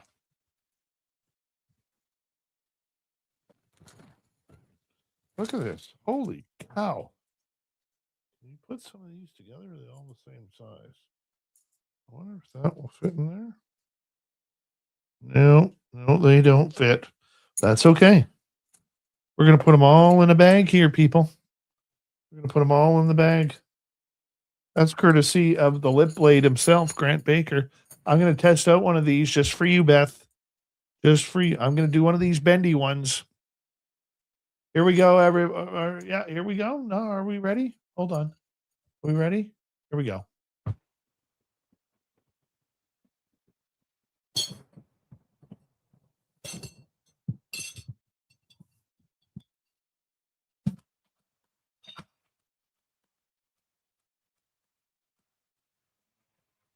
This is the second half of Spaced Out Radio tonight. My name is Dave Scott. Getting all excited here because I am trying a metal bendy straw for the first time in my life. Makes a lot of noise. Not sure I like that. Like if I go to take a drink, like if I take a drink regularly, you never hear it. But now makes a lot of noise. I don't know if I like that. That may not be good for radio. Good in life, but not good for radio. The big test on the Nicole, I'm going to tell you right now, the big test, Nicole Sakach is our guest. The big test for these straws is going to be whether or not they can suck back a milkshake. Oh, that's why you gotta, make them a little cold too. But you need a lid, Dave, that stops it from clanking around. It holds it in one spot so you don't stab yourself in the eye. You know what I did? I'll be honest with you. Totally off UFO topic. Maybe you guys have had this issue too. Over the years, you go buy drinking glasses and somehow they always seem to disappear. All of a sudden, like a year and a half later, you bought a set of 12. You haven't broken any. And you're down to like 7 of them. And you have no idea where they are. And the way glasses are going these days with drinking glasses, they're getting smaller and smaller and smaller. I like a good size cup. I do. I don't like a small cup. That means I got to get up and actually, annoy myself and go refill it a lot more often. Right? I might be in the middle of watching a hockey game or doing a radio show or whatever. And now I got to refill because the cup is too small. So guess what I did? Guess what I did? And it's the most brilliant mind that I have sometimes. What? Every pasta sauce glass that the pasta sauce comes in, the pre-made pasta sauce, we have this pasta sauce up here called Classico. Their jars are the perfect drinking cup size. So now my drinking cup cupboard is filled with I'm a recycler. See, I'm doing my part for the environment. I have recycled these Classico jars of spaghetti sauce to the perfect drinking cup size of mason jar now. That's they make lids for those. And you know what? They never disappear. The drinking glass domes do not take them. I have 2 suggestions, Dave. Okay, throw them on me. Buy the lids that twist onto any jar. They fit the mason jars and any one that you want to, if you want to drink out of a pasta jar, that's fine. I mean, gross, Dave, make your own pasta. But if you're doing it because you want the jar, I'm kind of okay with that. So I turned myself into a canning expert over the last gardening season and into this one. So I'm impressed for anything that you can save and reuse and jar. If you want to drink out of it, go for it. But they do make these nice lids that have like a sippy tab that you can pull up and sip, or you place your straw in it so your straw doesn't dangle. So I think you should actually get some and put them in the SOR swag shop. How about that? And my giant water that I drink all day long, it's my water goal for the day, is 52 ounces. And it's in this huge mug that I have to actually put my hand under it and have the handle so I can walk around and carry it. By the way, if you went to the store, you would notice that we already have great drinking swag at our store. I've seen, but now you need the lids and you need some metal straws that say like SOR etched into them. But so I have the world's biggest thermos that holds 52 ounces of liquid, and I slapped a Spaced Out Radio sticker on 2 sides of it. So it's my Spaced Out Radio giant mug. I get made fun of because it's bigger than my head. You are pretty tiny. So, I mean, literally, a whiskey glass is pretty much bigger than your head. I'm not tiny. I'm tall. Lean and mean, Dave. I haven't heard those words in my life ever. Especially the lean one. Moving on, let's get to another question. I like this question from Brad. Need your take on Ross Coulthard's piece saying we use Skywatcher dog whistle to call in UAPs and then shoot down them over white sands with a direct energy weapon. Right. I was kind of speaking to that earlier because we've heard about parts of Skywatcher now that it's done has moved into the government side of helping them maybe capture these, which I think a lot of us were asking from the beginning when people I think the Soul Foundation is who really came out hard for Skywatcher, their group, and affiliated themselves with each other. And I know, we never got total confirmation, but like Dan Farah's money crew behind the Age of Disclosure, I think some of them were becoming heavily invested in Skywatcher and psionics and the possibilities there. And so I remember several times on the show, whether it was with me or with your other guests, talking about the dog whistle side, comparing it to other forms of heist or CE5 or the summoners. We've been hearing about summoners that can bring in crafts long before Chris Bledsoe, long before him. There was that guy in Las Vegas that was doing it daily. I forget. He had an odd name, like a showman name, but I think he's still doing his thing. We've had ufology-based preacher spirituality people that summon in orbs as well, or craft, or commune with beings, So I think the tech side of it has always been whispered about too, even down to the Roswell crash. There were rumors surrounding then that the Army was actually testing something that could possibly bring down these crafts, and they may have caused the Roswell crash. So when I think of us for that long trying to shoot one down to capture it for that purpose only, I think that's very dangerous. If we don't know who or what we're shooting at. Now, I think there might be examples of the near air collisions, and that or scenarios where they've been told to shoot at UFOs. And I think there was the one guy who did, he wasn't from the United States, but he was a soldier. And then he said immediately, like, he regretted it. Like, he didn't hit it. I don't think it was a takedown, but it was just being told to fire at it, that sort of scenario.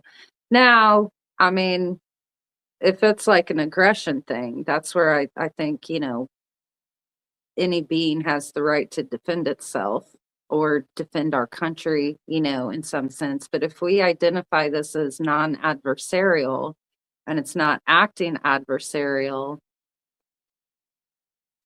I would think that that's non-threatening. So us dog whistling or tricking something, I wouldn't care what life force it is or what sort of being you're encountering. Like, I mean, are we hunting these things like they're a sport animal?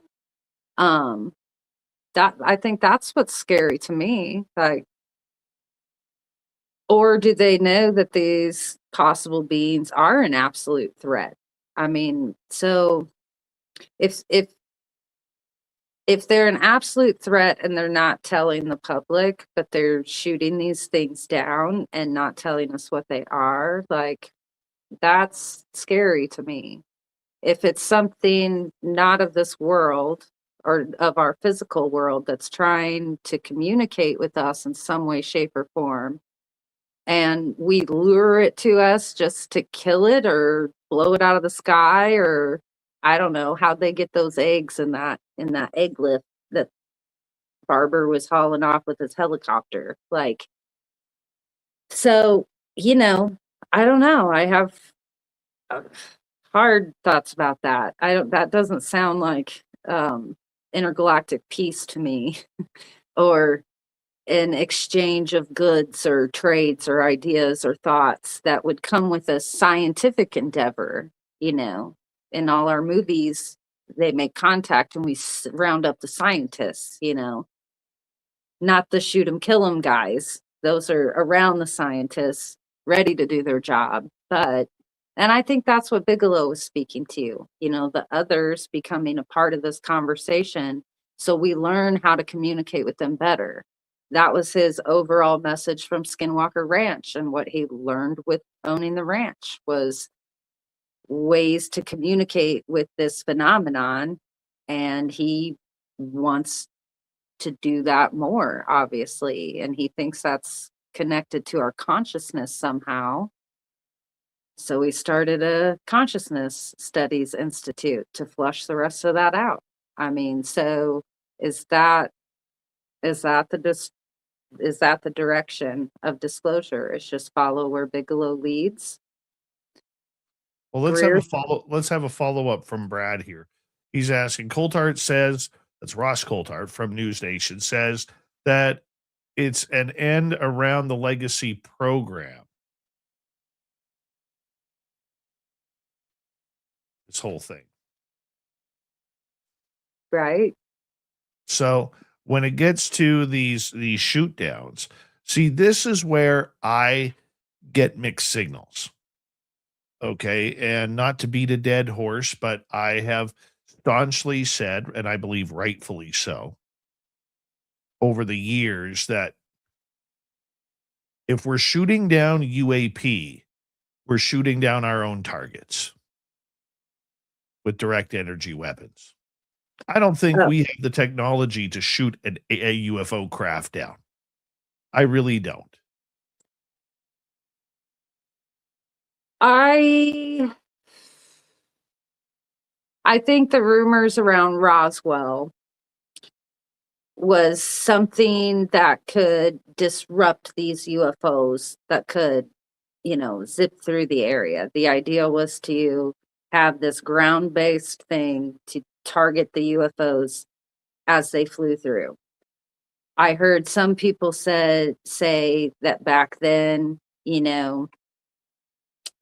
the onboard instrumentation was more limited than it is now. So how could you mess with our own aircraft? So what did our Army have? And, a lot of things were based around radar and disrupting transmissions or communications. And I think a lot of that holds true now. So whether they were hunting UFOs down in Texas or shutting down the border or closing airspace because of UFOs or because of adversarial drones or I mean, we had that horrible, horrible accident back in February that brought down a medevac plane while they were testing directed energy weapons or directed energy might have been the wrong choice of word, but that came out earlier. But they were testing these drone takedown scenarios. And I think a lot of them did disrupt communications. And that's why they ended up closing the airspace, because it obviously, the test didn't go correctly if they brought down a civilian plane, a civilian medevac plane. So that I think was very scary. If we're deploying, I mean, I think it's critical for our national security and to protect our borders, but I think that's what we keep hearing, these rumors of, are they UFOs? Are they UAPs? Is it foreign adversarial drones? If it's not a government adversarial, like, in that sense, then that leaves drug dealers and drug smugglers or human traffickers, and all of that also needs to be stopped. So Very true.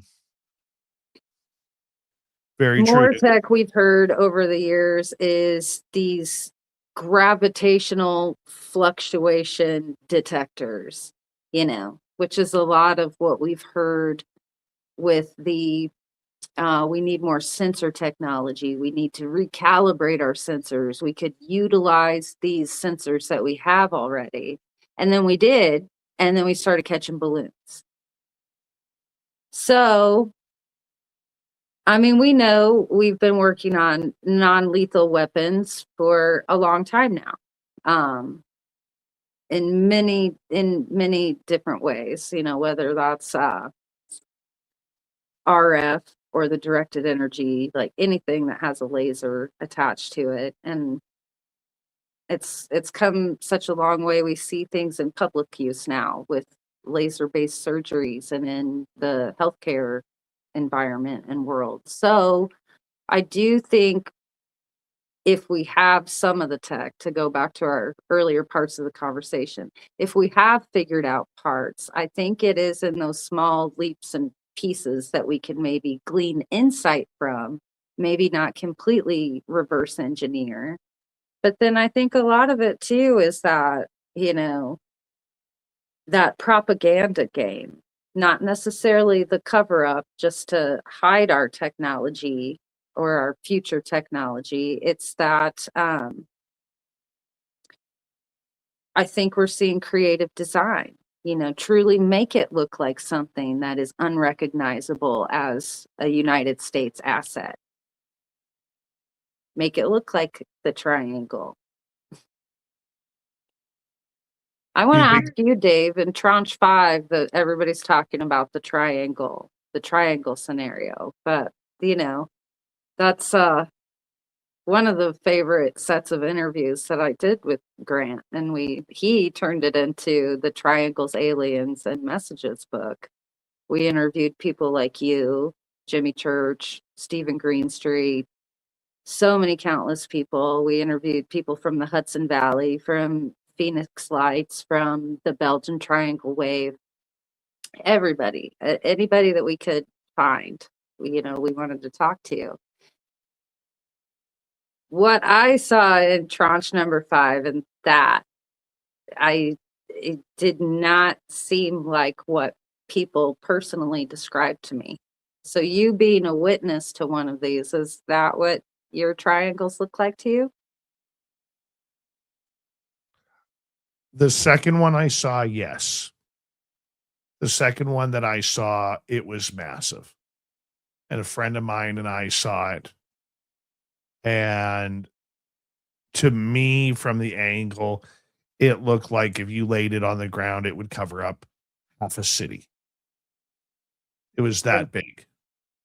And see, I do think I've spoken with more people who have seen the smaller ones, not the city size ones.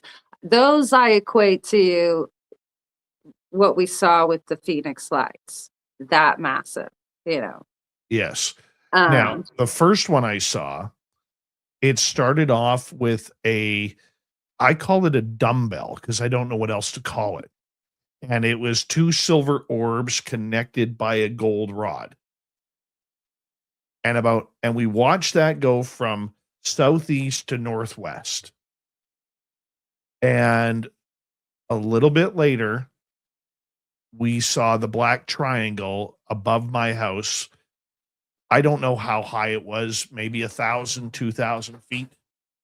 Okay, not very high. And the entire undercarriage was silver orbs and gold rods. And we watched it. It had no sound. It flew. I guess that's what you would call it. It flew north. so the undercarriage, your barbells or dumbbells, they were in the bottom of the craft, correct? Yeah. Yeah. And see, I've heard that from several witnesses and how they pop out of the bottom and deploy.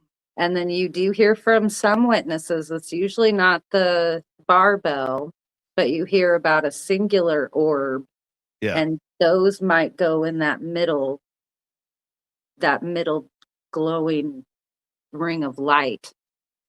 That center doesn't seem to be solid, I guess is how most people describe as it was flying north, it was like a door opened in the sky, Mm-hmm. an invisible door. And as it went through this door, you could see the craft starting to vanish from nose to tail. A lot of people that I interviewed, they talk about how like almost impossibly slow it moves and does like that eerie tilt, and then the whoosh, then the just poof, gone. Yeah. And that's sort of what I was even meaning from the Tranche 5 videos. Like, you know, even they keep saying we're getting the 5 to 6 observables. And I'm like, are we? Like, I'm not, maybe one of those observables, but not the multiple. And is that how they've edited the videos? Because, yeah. I wanted to see that triangle tilt. You know, it's like Grant and I always joked, it's like they have to give you that tilt to see like the underside. It's almost like they're showing off. They'll give you the side view, which you don't recognize it as a triangle until, you know, you catch it from that angle. And yeah, and then it darts off away from you. Well, the second one that I saw that was, you know, to me looking as big as a city, it did the tilt. And Yes. and it tilted west to east. Mm-hmm. And it was sitting there, couldn't see any stars behind it. It was like it was on an angle. Couldn't see any stars behind it. And as it tilted, there was only the 3 dots in the corner, the triangle corners. Mm-hmm. There's nothing in the middle. A jet flying out of Vancouver was coming east. And all of a sudden, the 3 dots went off. You still couldn't see behind the triangle. Then as the jet passed, that black triangle disappeared. Mm. And see, people do report that. It's almost like that big giant center Yes. glows when it's in that hover or when it's doing that impossibly slow moving.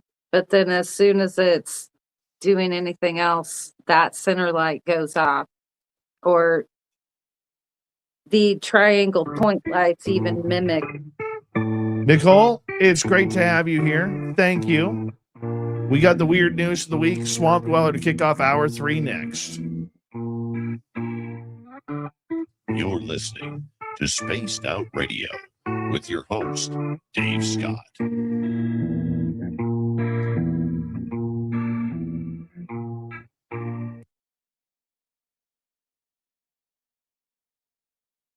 Thank you, buddy.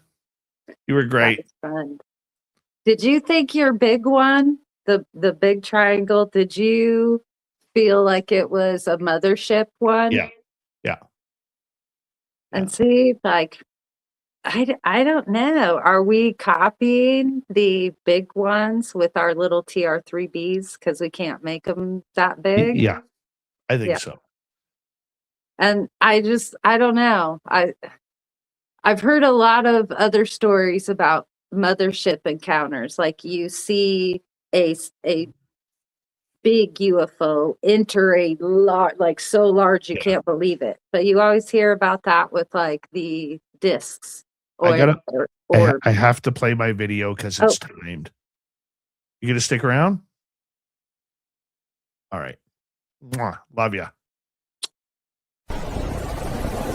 Stop now! You're under arrest!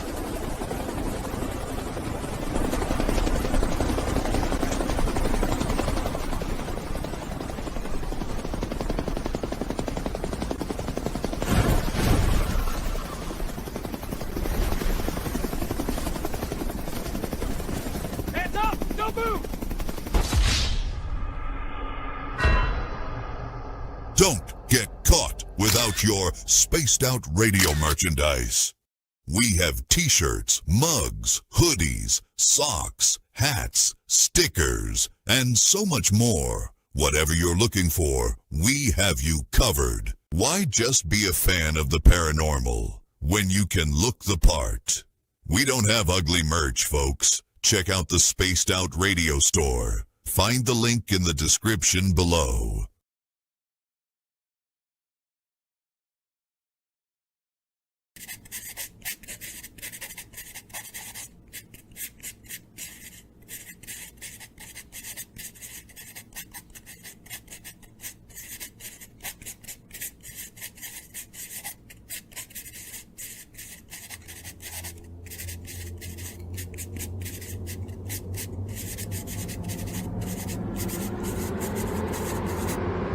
Dirty filth.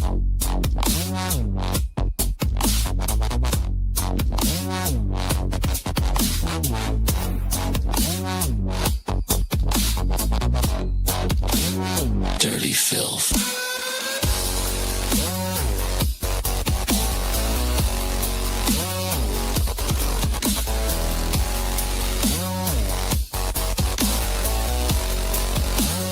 Dirty filth.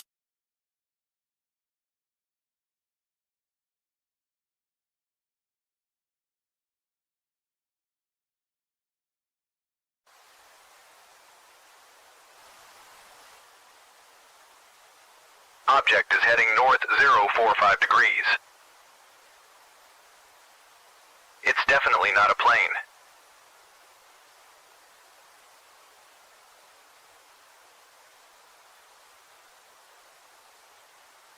It seems to be tethered to something.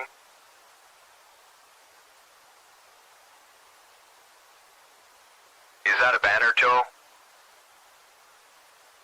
Caribou Con. Does anyone know what Caribou Con is? Caribou Con, one of the BC Caribou region's best-kept secrets. Until now. Join our panel of renowned paranormal experts for a weekend of fun and intriguing presentations. Go to cariboucon.com to book or inquire now.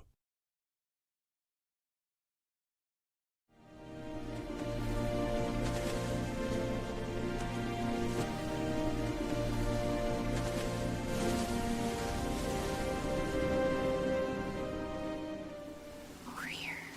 Look at this.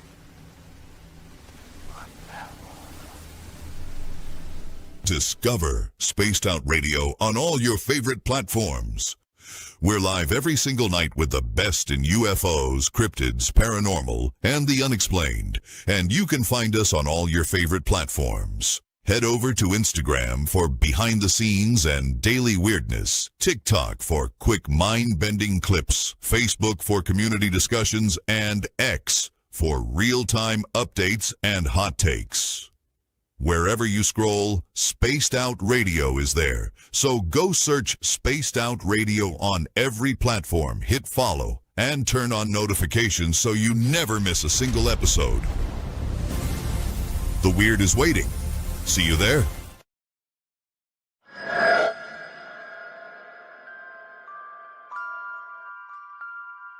The McNeil House is one of several buildings at the 108-mile heritage site said to be haunted by spirits of a time long forgotten. But would you stay the night? Along with guided ghost tours and paranormal investigations, Haunted 108 is offering a chance to spend the entire night inside the historic McNeil House by booking one of our B&B style sleepovers, where you can experience the hauntings firsthand, meet the resident ghost cat, and witness unusual activity. If you dare to turn history into a night you'll never forget, book your spot now at haunted108.com. Spots are limited. Will you be brave enough? All right. Let's get ready. We're just waiting for Terry Hall to join us. I'm just going to message him here.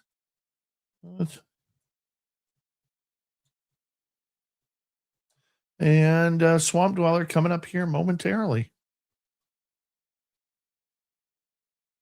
Yeah.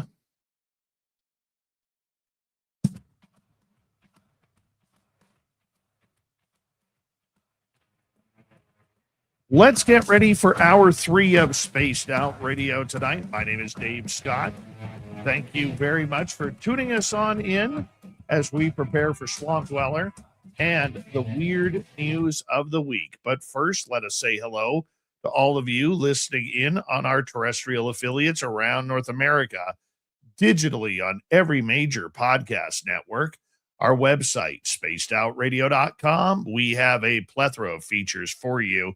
Rock out to Bumblefoot, read the news wire, check out our swag as well. Follow us on X at Spaced Out Radio, Instagram at Spaced Out Radio Show, and on Patreon in the Space Travelers Club. The Desert Clam has set the password for tonight in the SOR Space Travelers Club. Yoiks. Yoiks is your password. Use it wisely, Space Travelers, as the Clam says the password each and every night right here on Spaced Out Radio. Let's head to the swamp. Hello and welcome to Spaced Out Radio's Swamp. I'm Swamp Dweller, and tonight I'm going to take you on a mystic journey of the unknown, sharing tales of monsters, legends, and nightmares. Welcome to the Spaced Out Radio Swamp. I live in Oregon. It's not quite a rural town, but our village is small and only about a 10-minute drive to what you would consider a rural town or area. Everyone's heard about the cryptids and lore of the Oregon woods. I wouldn't say I like these woods. They're just vast and terrifying, but at the same time tempting and beckoning. So I stay out of the woods. I don't hunt or fish, and I might go hiking every couple of months or so with some friends, but I make it a point not to go where I don't feel safe. So I typically brushed off all the stories about the woods here until I had experienced something of my own, and I'm ready to share what I saw that night. My friend and I worked the graveyard shift at a local bakery, and we always carpool. So she picks me up at about 11:30 p.m. The bakery itself is more rural, but the main road in town takes us almost out of there. It's a well-lit road until you get slightly out of town, and since it's the main road through town, there are usually passing cars or people walking, even at nighttime. It takes about 10 minutes to get to work using this road from my house. For about 3 months, this road was being repaved. We had to stop right before turning into the bakery to wait for the construction crew to finish whatever project they were doing. After 2 nights of being stopped right outside of work for over an hour and estimated date of construction being done being about 3 months out, we decided to start taking the back roads to work. The back way to work was on the opposite side of town of this main road. It took us out of town, around the outskirts of town, and finally to the bakery for a total of about 30 minutes of travel instead of 10. Heavy wood surrounded this back road. There was a private driveway to every house every 5 miles or so. No streetlights, no passing cars, no pedestrians. This road was also highly curvy, just constant twists and turns. As expected, we had seen a lot of deer and the occasional possum, squirrel, etc. This night, we started our journey through the back roads just like we had been all week. We got about 10 miles through when my friend went around this bend and suddenly slammed on her brakes. I was on my phone, so I wasn't really paying attention when it happened at first. I look up and this huge buck is right in front of the car. I'm talking about massive, not moose-sized, but one of the most significant bucks I have ever seen. He was just staring directly at us through the windshield. We were just frozen for a moment for some reason.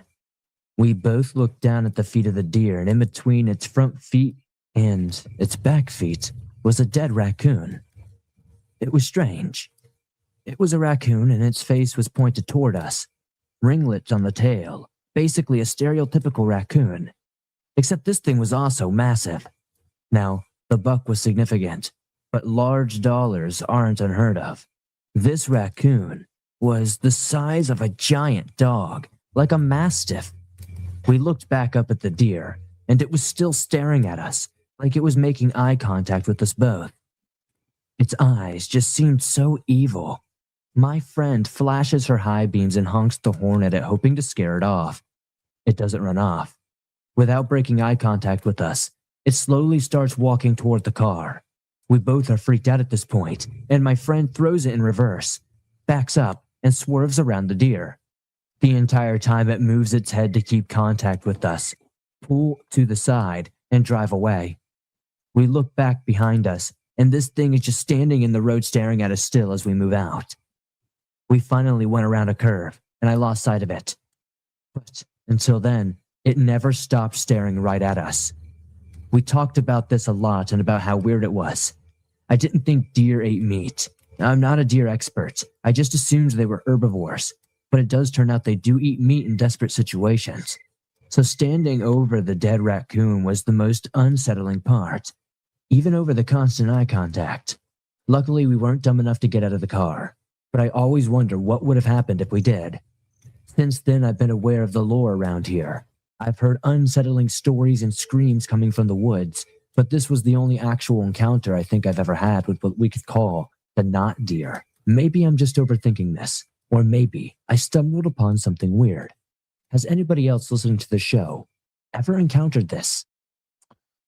Thank you, Swampy, for another spooky story. If you want more just like that, head on over to YouTube, type in Swamp Dweller, hit subscribe, ring that bell. Thousands of stories for you to listen to each and every day and night, so make it happen. It's time for Terry and the weird news of the week. Terry Hall's got a mustache, standing by the pole. Curled up like a question mark, got secrets to be told. From UFOs to Bigfoot tracks, ghosts that won't behave. He's roaming through the headlines like a cosmic wave. Weird news of the week, yes, strange, yes, wild. For the answers of reality to your space ball.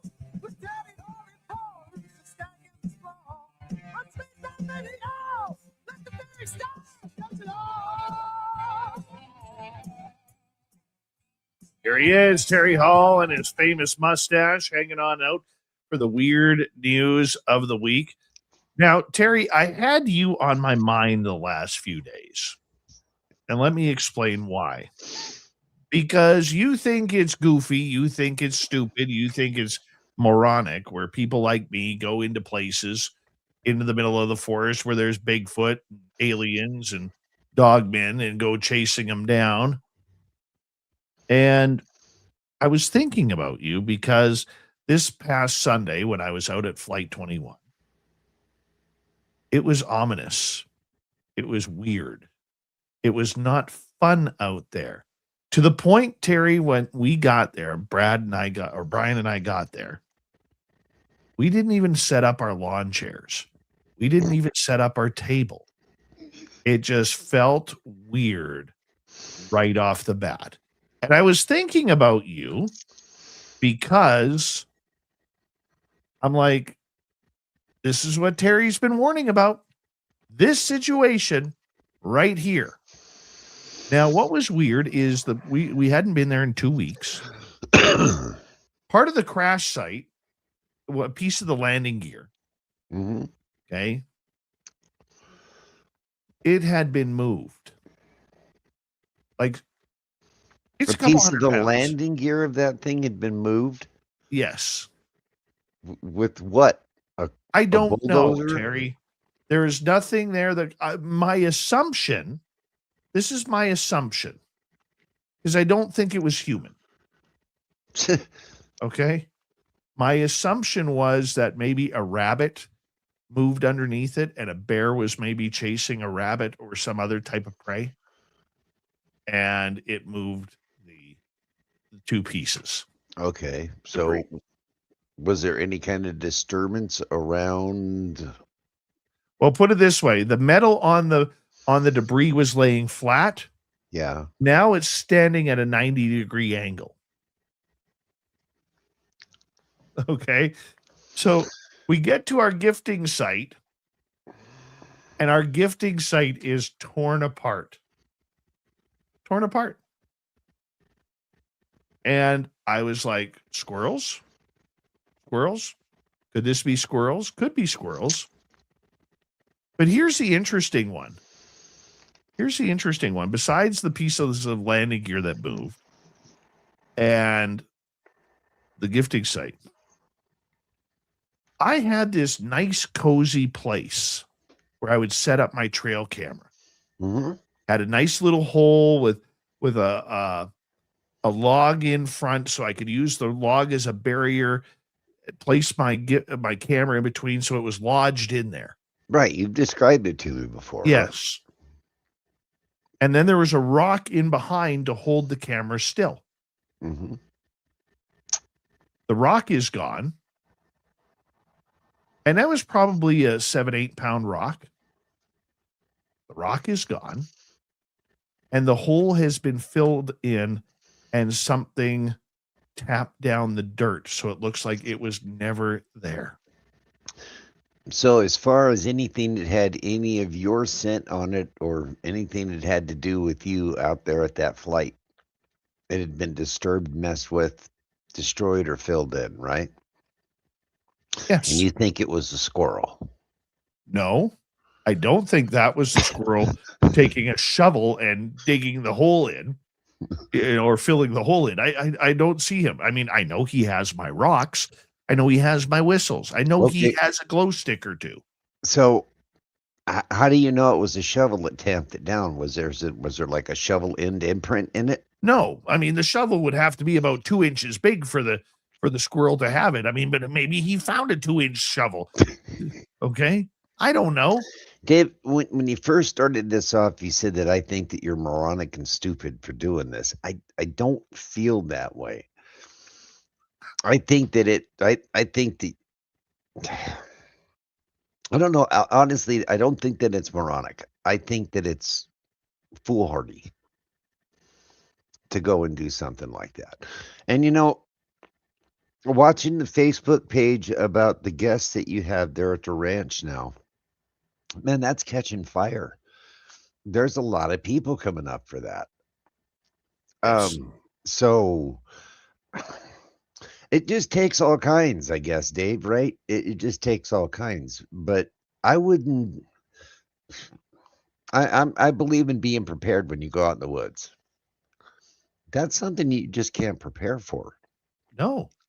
I mean, think of the Hulk and Wolverine, the fight, the famous fight between the Hulk and Wolverine. Hulk got him, right? Tore him in half, threw one half of him that way and the other half of him that way. And you know what? How Wolverine put himself back together? He crawled through debris and stuff for like 10 miles until he found his legs. That's what's going to happen out there, man. You guys had told me that you've seen Bigfoot imprints out there. You were there once when you thought that there was a cloaked Bigfoot right next to you. Dude, if the thing can cloak itself, no wonder it's the king of hide and go seek. I've said that for years. It's just the king of hide and go seek. I wouldn't go out there and be poking him. I mean, okay. Flight 21 was a large aircraft. Or was it some little Cessna Piper Cub or something? The landing gear on this thing, several 100 pounds easy. You're not going to move it. You and a buddy aren't going to move it. A bear chasing a squirrel ain't going to move it, bro. I'm sorry. Your gifting site. How long has your gifting site been there undisturbed? For years. That is true. So you get to the location, you don't feel it's right to begin with.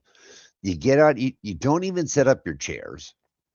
Once you do start to walk around the site, everything that you had left that had your scent on it had been disturbed.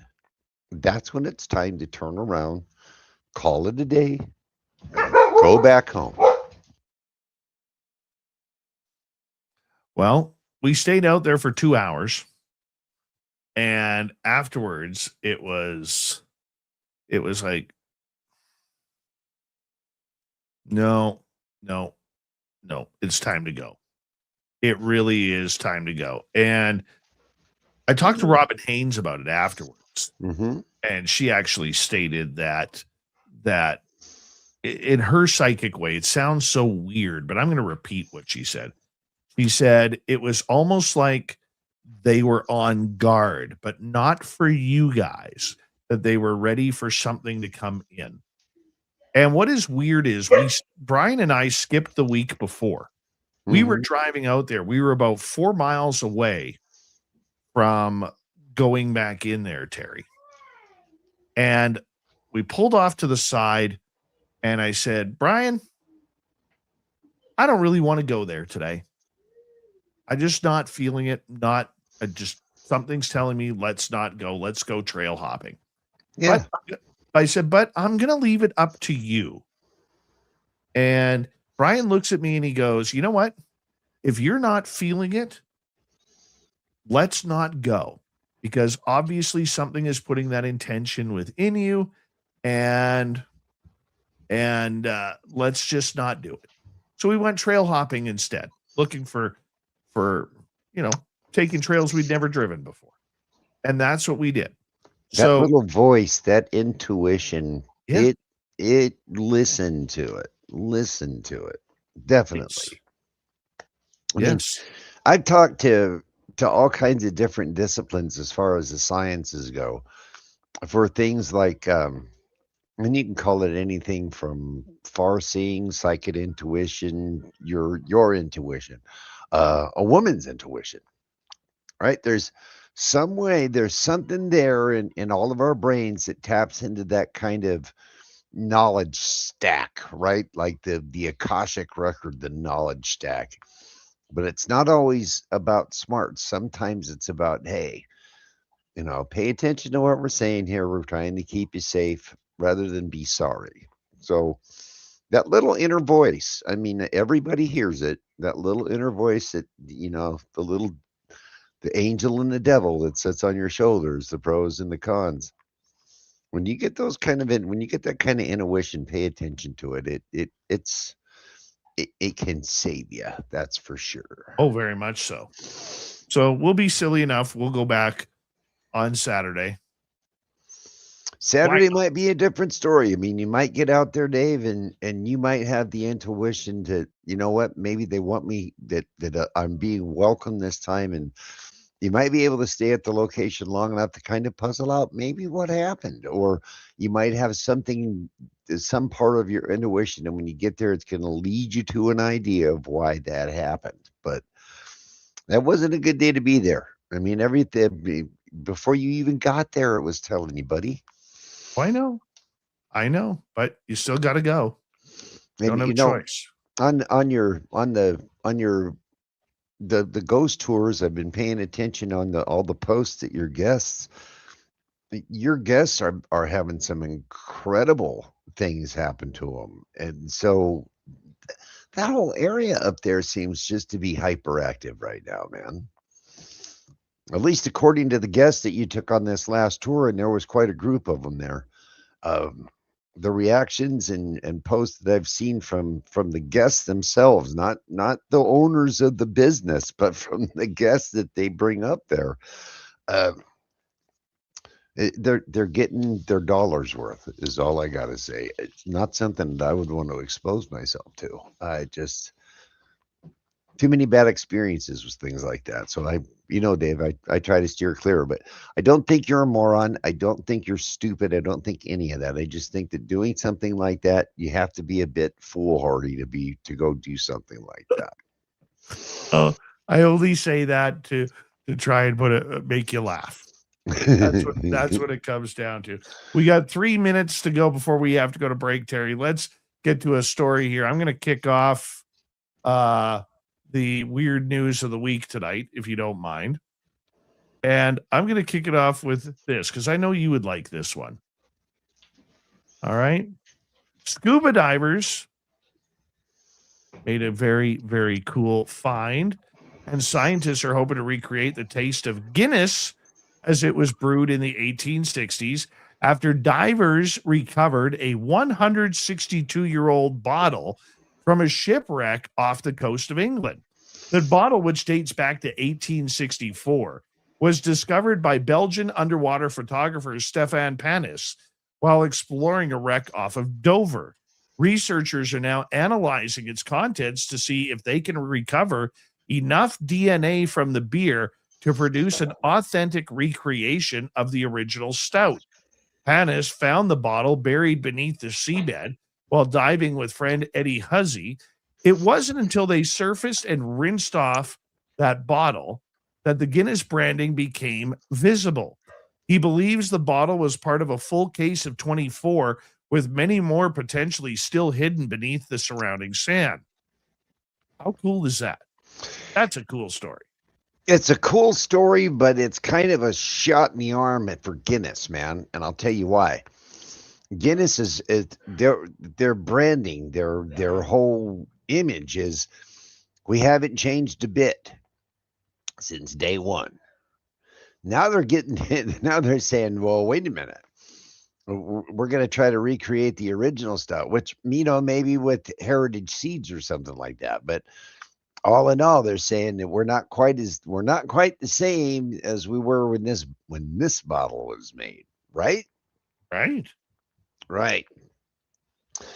So, but I wouldn't mind trying one of those bottles if they got enough of them down there to bring up to share. Imagine how much it would cost to own one of those. That's a big price tag. I can see somebody having a bottle or two of that in their little private cellars, and it's if they do bring them up, they do recover them. If Guinness doesn't say, look, they belong to us, or the government doesn't say, look, they belong to us, if it does go to auction, I can see people paying a premium for one of those. Right. How many of them in the world can there be?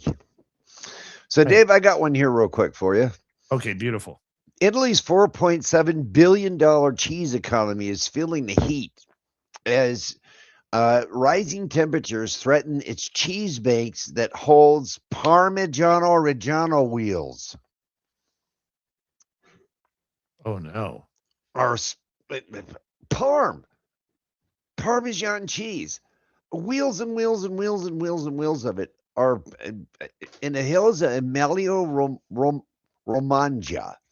A bank vault holds more than 500,000 wheels of Parmigiano Reggiano, worth well over 300 million euros. The vault belongs to Credito Emiliano, but now extreme heat is threatening Italy's cheese banks, and economists who studies the heat's effect on growth say that exposure runs well beyond the single vault, but into the country's vineyards, its olive groves, and its border economy. Meanwhile, the Parmigiano Reggiano is a 4 billion euro, across the board. So let's come back to that one. We'll come back. Cheese issues in Italy next. This is Spaced Out Radio. Your host, Dave Scott.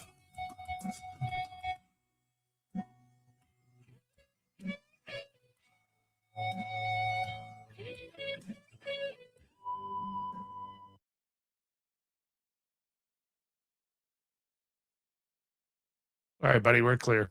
I tell you what, if they let the heat ruin this cheese because they don't do air conditioning, and I can't have chicken parm or like parm for the to-go or Sunday gravy on pasta, dude, I'm gonna be mad. So we're gonna have to finish this story out to find out if it's gonna be a problem. Right? I'm worried about this cheese, man. And then we got one that has to do with space, and of course, Florida man. We've always got a Florida man. I hope your Florida man is different than my Florida man. You know what, buddy? We could do a whole week on Florida man. So I'm sure that even if you have the same one picked out that I do, that I can find an alternate in a heartbeat. It won't take me long at all. Beauty.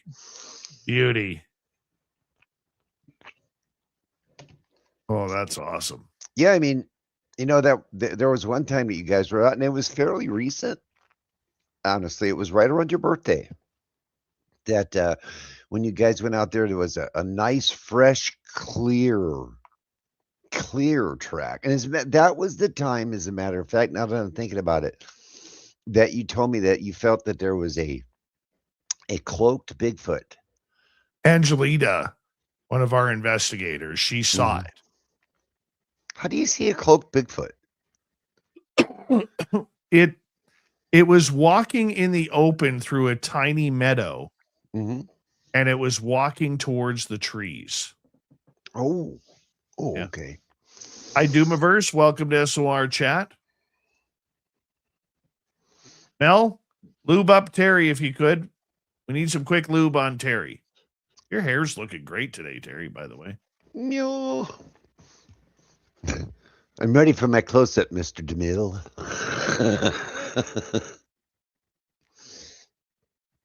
Hey, give everybody in the chat room, give Terry a letter A if you think his hair is looking good. Let's grade his hair. Grade A, B, or C plus, because it's definitely not lower than a C plus. Actually, you got to get, you got to get grade G in there for gray, or S&P for salt and pepper. I mean, the mustache, fade from pepper to salt. The lower the further down my neck you go, the whiter it gets. Look at this. You're getting scored straight A's, buddy. You guys are awesome. You guys are awesome. You're getting straight A's here. Good for you.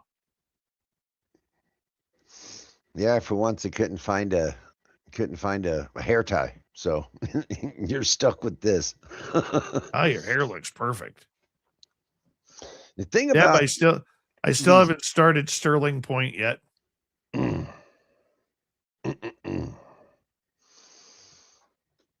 Dave goes on to waltz after Spaced Out. After Spaced Out. And Yes, it's not I will to the be left on of the studio. That's where everybody signs autographs. Oh, don't start that, dude. You'll get my brain starving for oxygen, and I'll be sucking wind for the rest of the show. So you know what I did last night, Terry?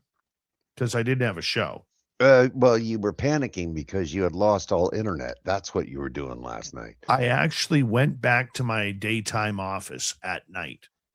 Oh, you had to go back and wrap up after they got your net? Wrap up? I had to start.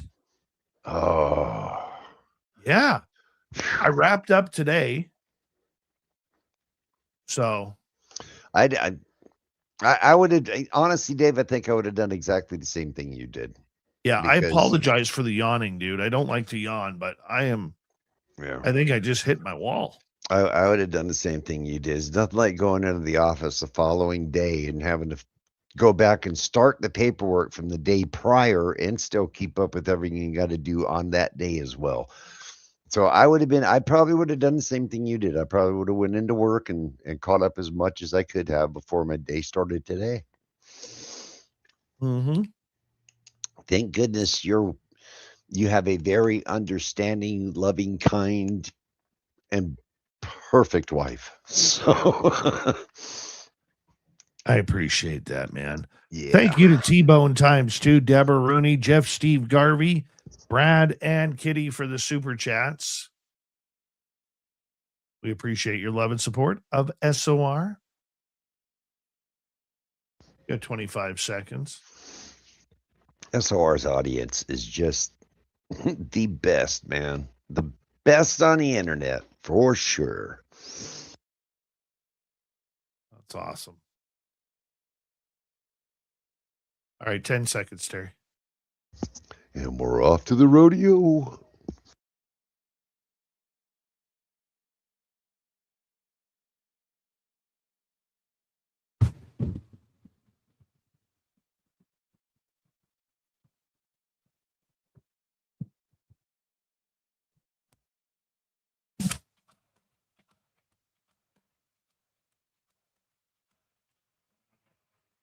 Final half hour of Spaced Out Radio tonight. My name is Dave Scott. Let's get to Terry Hall. Weird news of the week. Trouble with the cheese in Italy. It is. Terry, fill us in. So we started this story before the break. It seems that they're having, some heat wave problems over on the other side of the pond. And we've heard all about when the FIFA guys are here, how air conditioning. Well, it seems to me like we need to get some over there on the Parmesan. What's close to playing out in Emilia-Romagna, where actually Parmesan is made. It's supposed to be the only place on planet Earth you can get it. Besides getting the, what they call Parmesan here. So what's close to playing out is we're heat shocked to it's heat shock to the dairy cows. It's not so much the cheese that they have stored, but it's heat shock to dairy cows. That turns into an issue later on down the line. So the cows are getting too hot.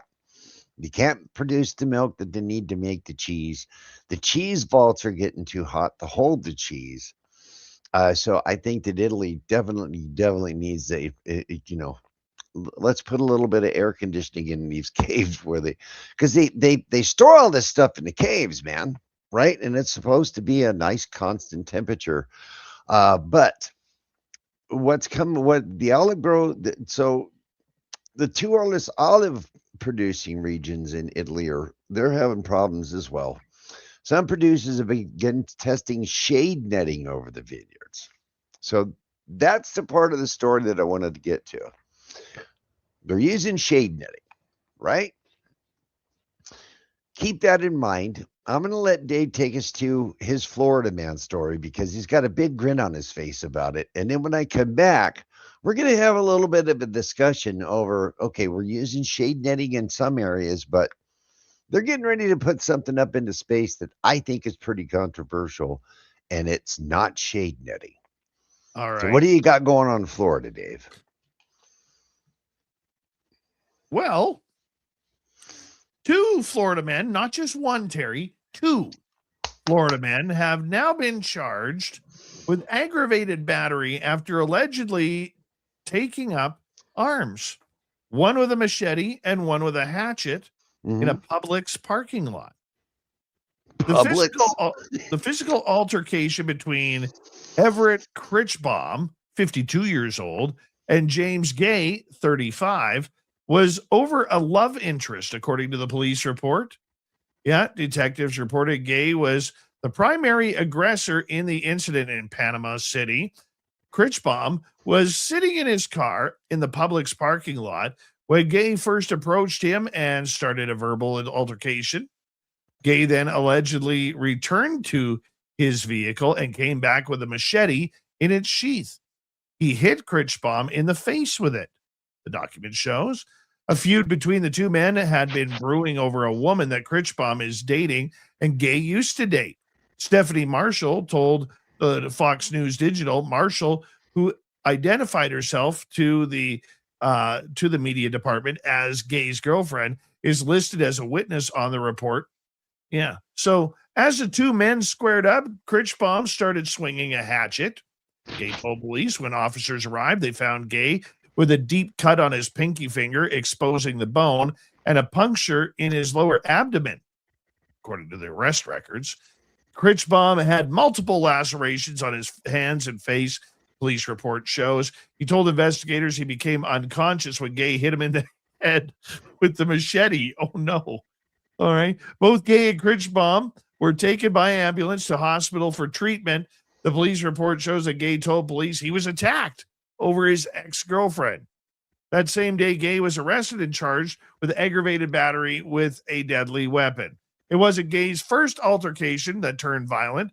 Records show in 2011, he was convicted of aggravated battery in the killing of a 16-year-old boy near Panama City. In that incident, Gay used a chain wrapped around his hands to fracture the skull of the teen. Yeah, this guy has an anger problem, absolute anger problem, and he's going to jail again. Sounds to me like they need to throw away the key on that jerk. I mean, no kidding. Yo. Okay, so it takes two in Florida. That's for sure, man. It takes two from Florida. Okay. So we were talking about overheating cheese, overheating cows in Italy. Okay. I want you to think about something. So let's bring Elon Musk into the mix on this one, okay? You know, Elon makes all the solar stuff. Yes. Electric cars, solar roofs, solar panels, Tesla walls. How do you think this would go over if this was Elon Musk's idea? The FCC has approved an extremely controversial space mirror satellite that could flash blind drivers and ruin astronomy. You know, China talked about this years ago, and everybody said they were nuts, but the FCC just approved it. The United States Federal Communications Commission has approved Reflect Orbital's plan to place a reflecting satellite into orbit that will bring sunlight to places on Earth that are in the dark. The startup hopes that it will be the first of many as 50,000 mirror satellites in orbit. Nice. The idea is that a thin, steerable reflective mirror in space could be used to cast a 5-kilometer, that's 3-mile wide beam onto the ground during the nighttime. The company claims that this could be used to provide sunlight for solar power plants and light up disasters that occur in the evening. So, do you think that the FCC or it would have been approved if a person who owns a solar company, if this was the idea to put this stuff into space? Now, the initial proposal generated about 180,000 comments, most of which were negative over concerns that such a satellite could create gross amounts of light pollution, produce dangerous conditions, and have a significant impact on Earth-based astronomy. Light pollution affects the circadian rhythm and is detrimental to human health, as well as negatively impacting the natural behavior for both plants and animals, from turtles to tigers. We are calling on the FCC to require a full environmental review of these satellite proposals before granting approval. A little late for that. That was from Ruskin Hartley, CEO and executive director of the Dark Sky International, who told the IFL Science ahead of his approval. Instead, the FCC approval reads, Communication Act states that it is the policy of the United States to encourage the provision of new technologies and services to the public. So, I'm going to ask the SOR audience, and I'm going to ask you, Dave, do you think this is us being on our way to being a level 1 civilization where we're controlling our environment?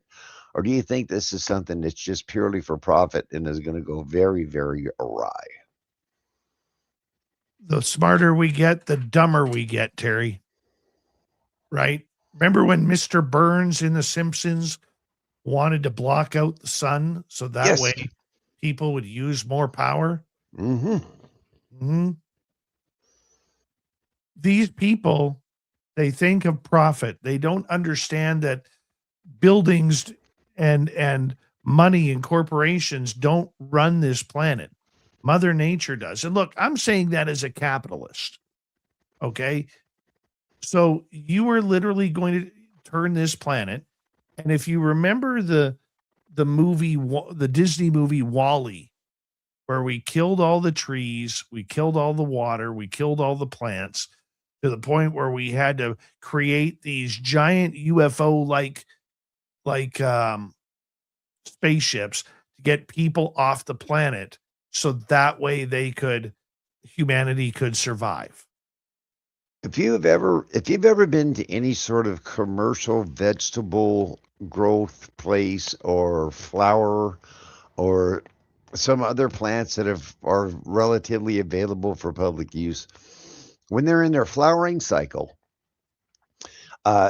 when they're grown indoors, or so what causes a plant to go into its flowering state is it gets less than 12 hours of sunlight.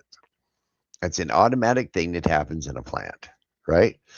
Even a temporary interruption of that cycle can damage the flowering cycle of any plant or fruiting cycle of any plant.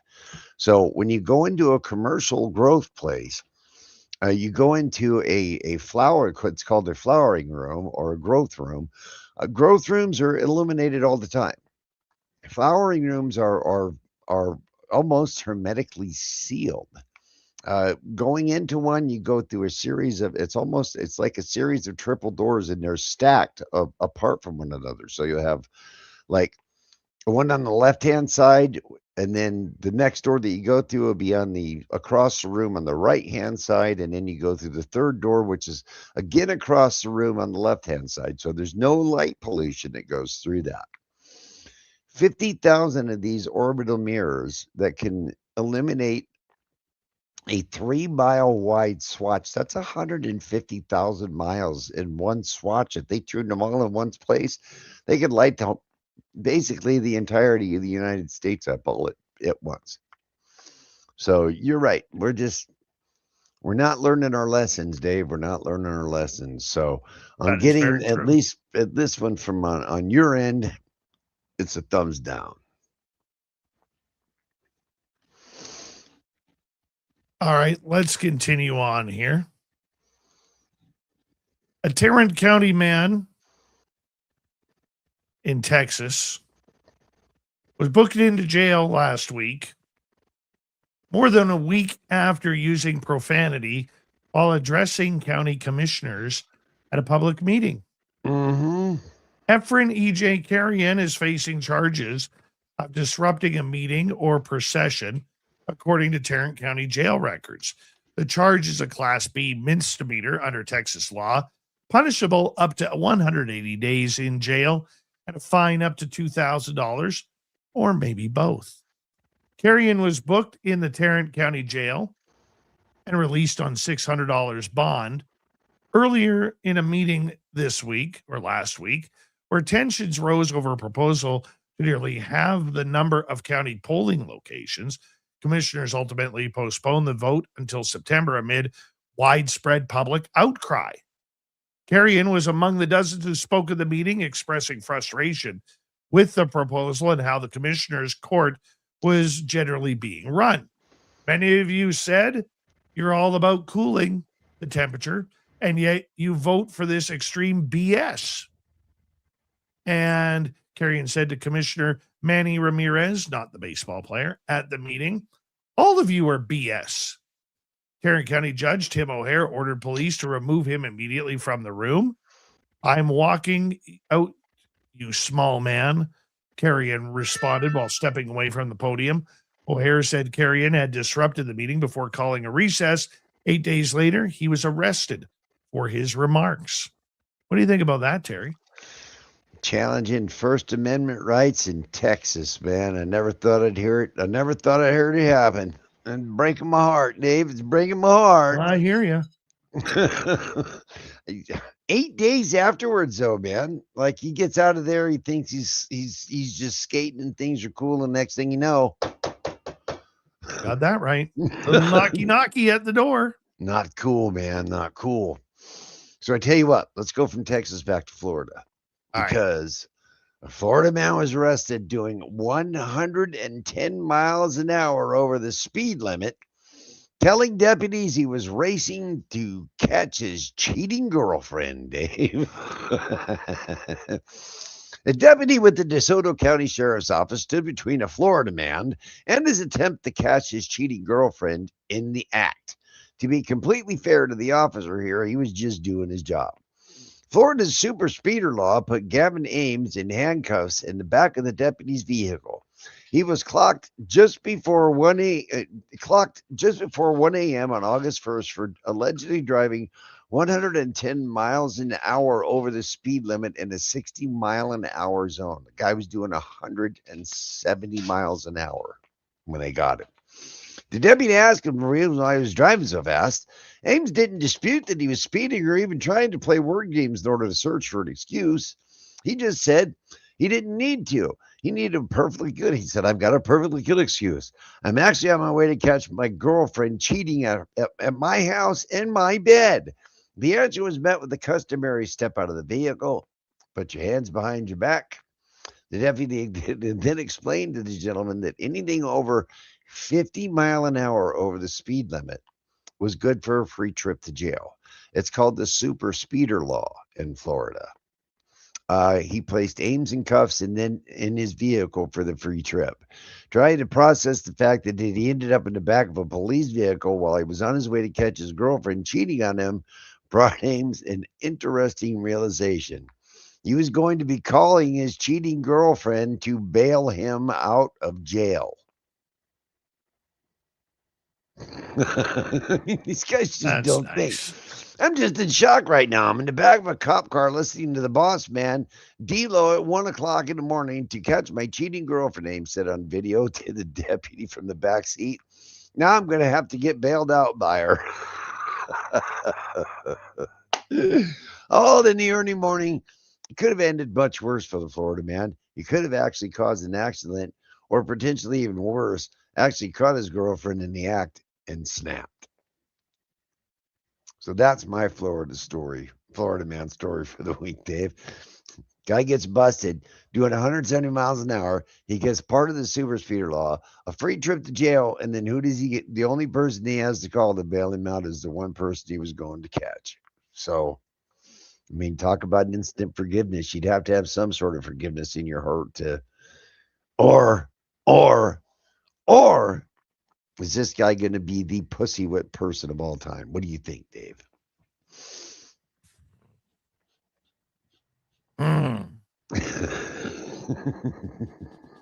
I would say that he's in love. I don't think he's in love. I think he's just between a rock and a hard place. You know, that would be one way to get back at her, though. Say, hey, bail me out. Let's say that the bail's $1,800, right? Hey, bail me out. I'll pay you back. Then the next thing you know, she's off the lease out of the house and she's out $1,800. But what do you know? What do you know?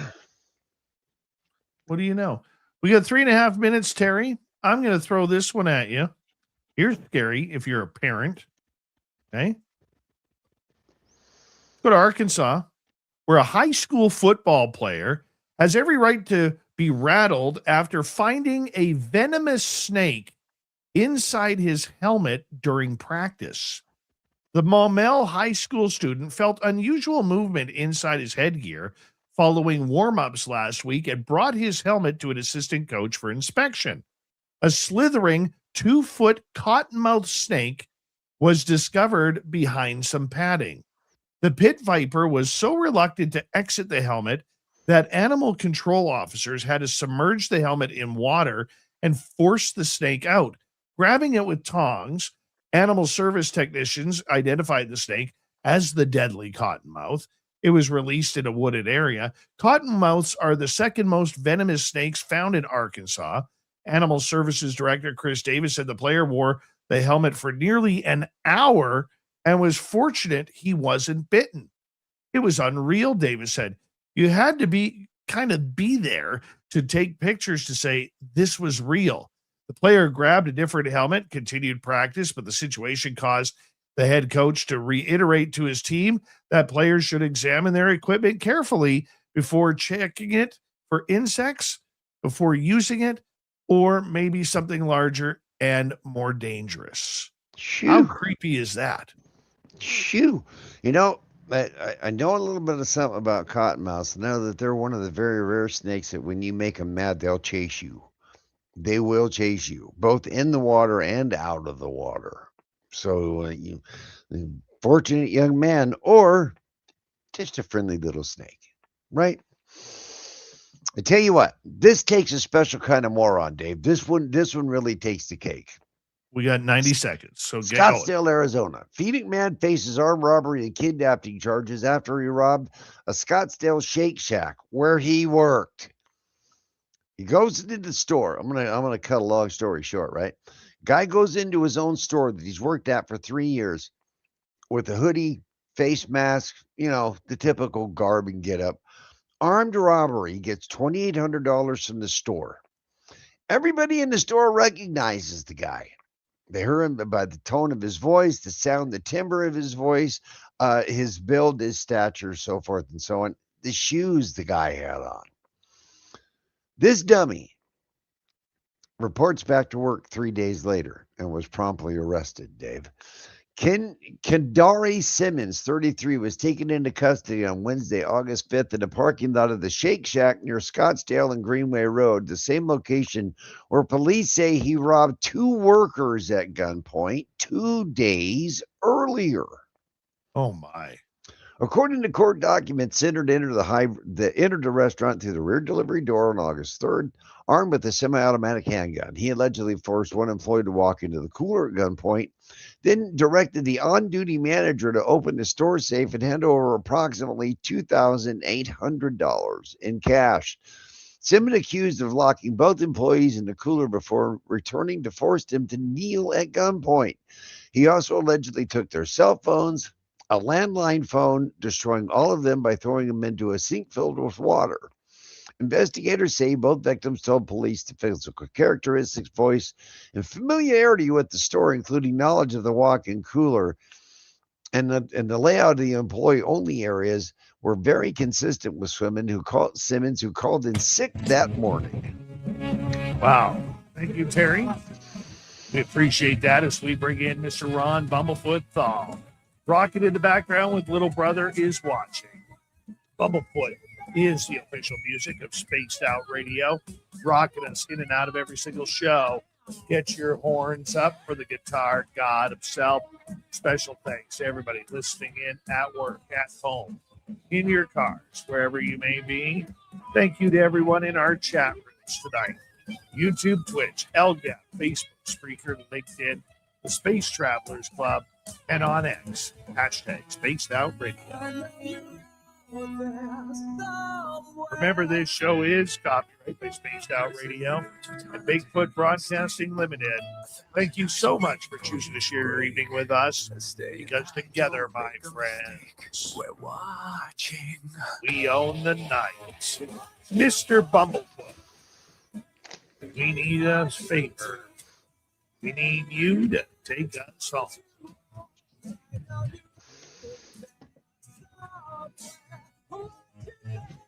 Yes, the Woo Train has docked for the night, but soon, my friends, we shall ride again. Seats are always available. Your tickets never expire. And if you want to bring a friend, we've got room for them too. Good night, everybody.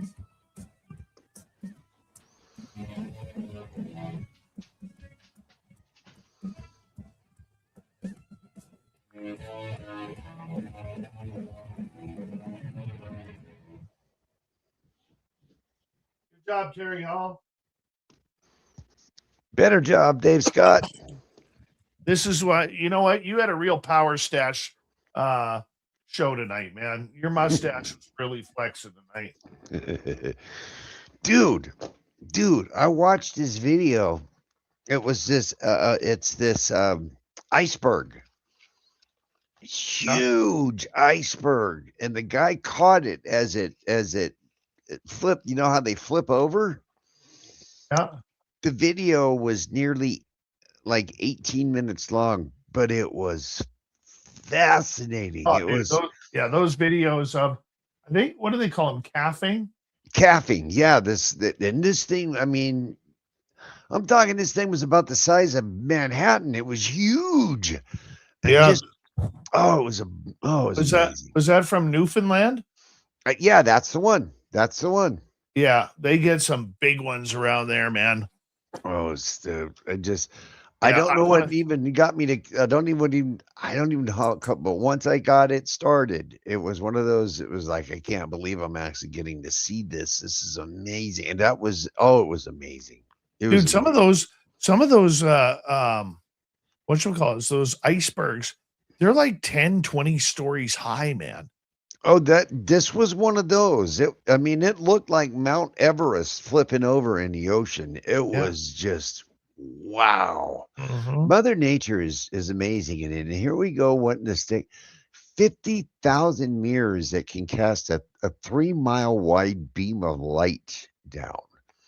Now, I've heard it was either China or Japan that proposed this. It was a good 15, 18, maybe even 20 years ago. Something about it had to do with circadian rhythms and that they don't get as much light as other places. But everybody frowned upon it back then, but it's actually been approved. So it's the start. And so that brings into bear, like, once these people get these things up there, it's like the one said, it could be used to generate power to solar plants. Right. And I mean, they're putting solar farms. I know some people here where I live, Dave, that the solar companies are paying these folks so much money to put these solar panels like in fields, very, very large solar arrays. I know 2 people here that have family farms. The farms have been in their family for generations, and they're actually making as much money allowing those solar companies to place those in their fields. And I'm talking about a yearly income. They're making as much money just with the solar panels in their fields as they were with their crops. Right. But that doesn't lead to what's going to, their kids and their grandkids are going to just end up with the cleanup of that. Of course. The panels. Buddy, I gotta get ready for New York. They're gonna be calling. Thank you tonight to T-Bone ×2, Jeff, Debaruni, Kitty, and Brad. Appreciate you. Tomorrow night on the show, it'll be Peter Robbins, the UFO story, coming up tomorrow. All right, we're gonna have a good time. We'll see you tomorrow, everybody. Thank you for everyone tuning us in, and there's New York calling in. Hey, buddy, how you doing? Good. I'm just wrapping up my show, so give me 2 seconds. Ciao for now, Earl. See y'all on WABC Red Apple Audio Network. See you tomorrow night, guys.